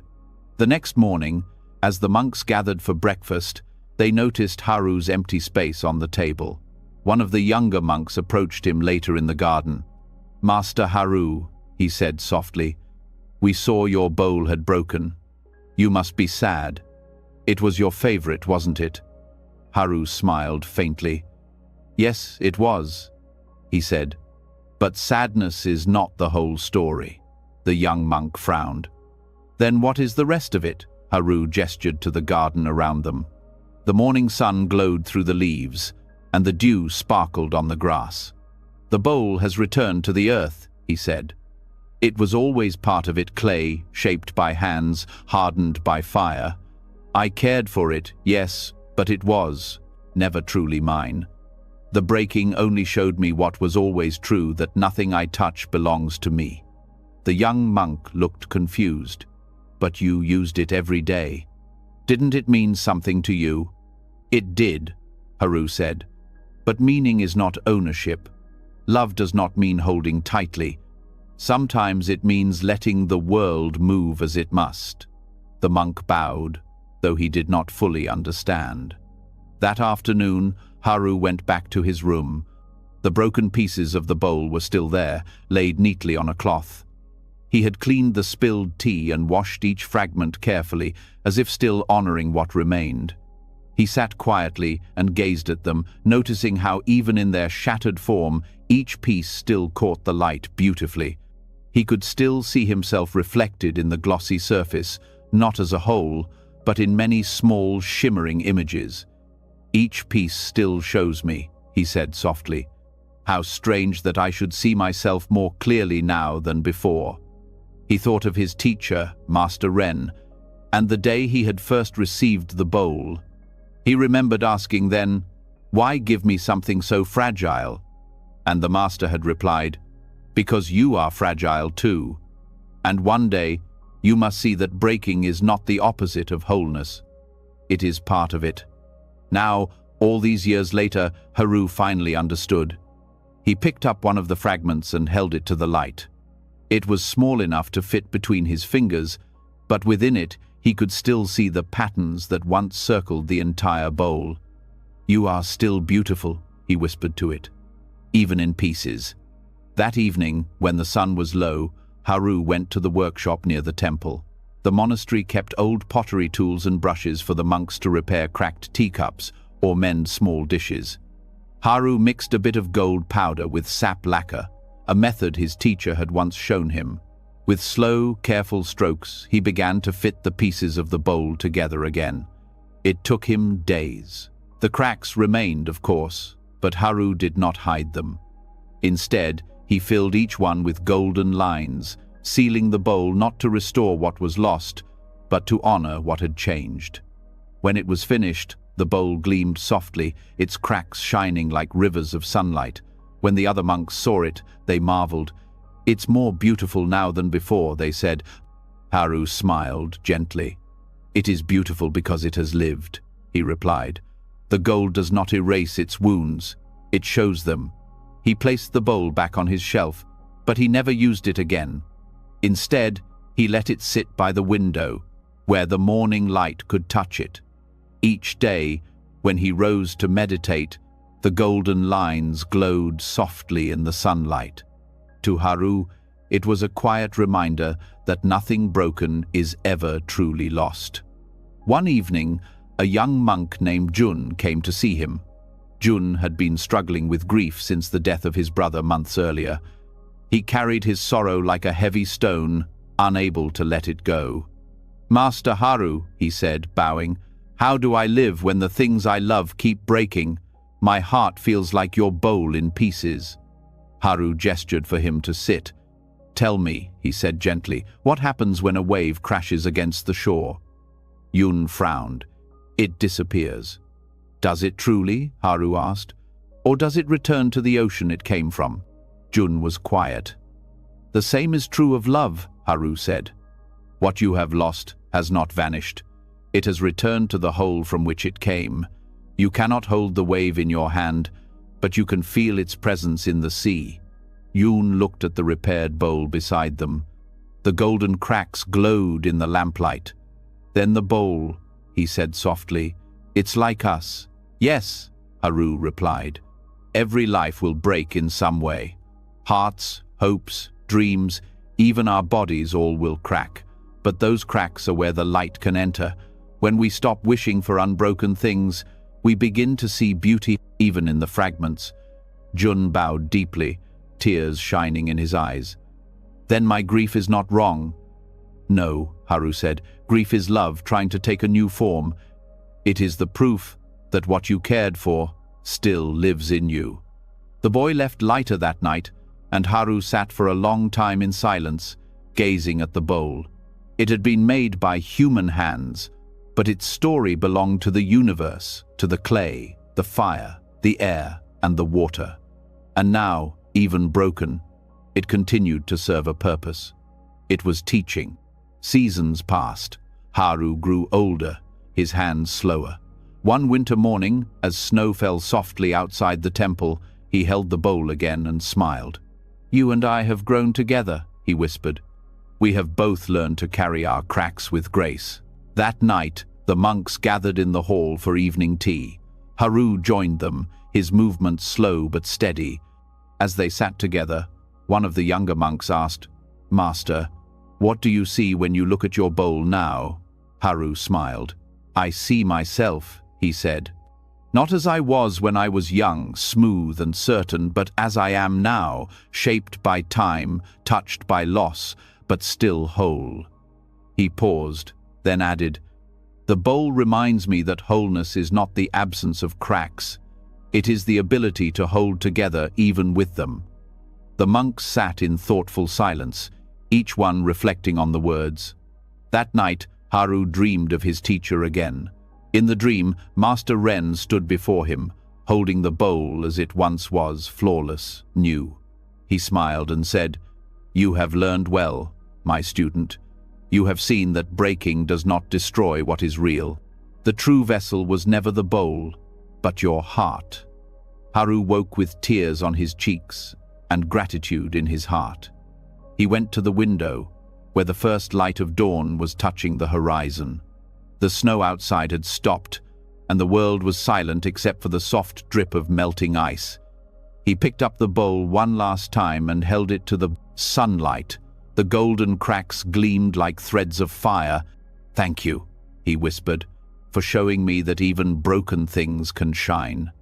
When Haru passed away later that spring, the monks placed the bowl beside his body during the funeral ceremony. They buried him under the old cherry tree that blossomed every year beside the stream. In springtime, when the petals fell, they covered his grave like soft rain. Years later, new monks came to live at the monastery. They found the golden bowl displayed on a shelf in the meditation hall. None of them had known Haru personally, but they felt peace whenever they looked at it. The cracks, shining gently in the light, reminded them of something deep and wordless, that beauty does not depend on perfection, and that loss is only the universe changing shape. When travelers visited, they often asked the monks about the bowl's story. One of the elders would smile and say, "Once it was broken, now it teaches us that breaking does not end a thing's purpose, it only reveals it." In time, the bowl became part of the monastery's legend. Pilgrims would come from far away to see it, not because it was rare or expensive, but because it carried the quiet truth that all people shared, that we are all vessels of light, even when cracked. When the sun shone through the temple windows in the late afternoon, its rays would touch the bowl, and the golden lines would gleam softly, like sunlight on water. The monks would pause to look at it and remember Master Haru's words, "Each piece still shows me. Loss only divides what was always whole." And as they returned to their prayers, they carried that truth within them, that nothing in this world is ever truly lost. What breaks simply returns to its place in the greater whole, shining all the brighter for having been broken. As the candlelight fades and the final story settles in your heart, take a slow breath and feel the stillness that remains. These gentle Buddhist stories have whispered timeless truths, that surrender is not weakness but wisdom. The empty cup taught us that peace begins when we stop trying to control. The bamboo and the storm showed us that bending is not breaking. The monk and the river reminded us that trust is the art of waiting for the right moment. The lost horse revealed that life's good and bad are only the same story at different times. The monk's shadow showed us that the light never leaves what walks within it. The raindrop's journey reminded us that we are never separate from the whole. The master's silence taught us that the universe speaks loudest when we become still enough to listen. The fisherman's net showed that losing is sometimes the beginning of truly seeing. The stone and the stream taught that every hardship polishes us into clarity. The candle and the sun revealed that we are not the light's source, only its keeper. The butterfly's cocoon reminded us that true growth cannot be rushed. The falling leaf showed us that letting go is how we return home. The cloud's path taught us that when we stop seeking, we arrive. And the broken bowl reminded us that what breaks does not lose its beauty, it only reveals its light. Each of these stories is a quiet doorway into trust. Trust in timing, in transformation, and in the mysterious wisdom of the universe. When you stop resisting life's flow, you begin to see that every ending carries a beginning, every loss carries a gift, and every breath brings you home to peace. If one of these stories touched you or helped you see your own life a little more clearly, share your thoughts in the comments below. I'd love to know which lesson stayed with you. And if you'd like more stories like these,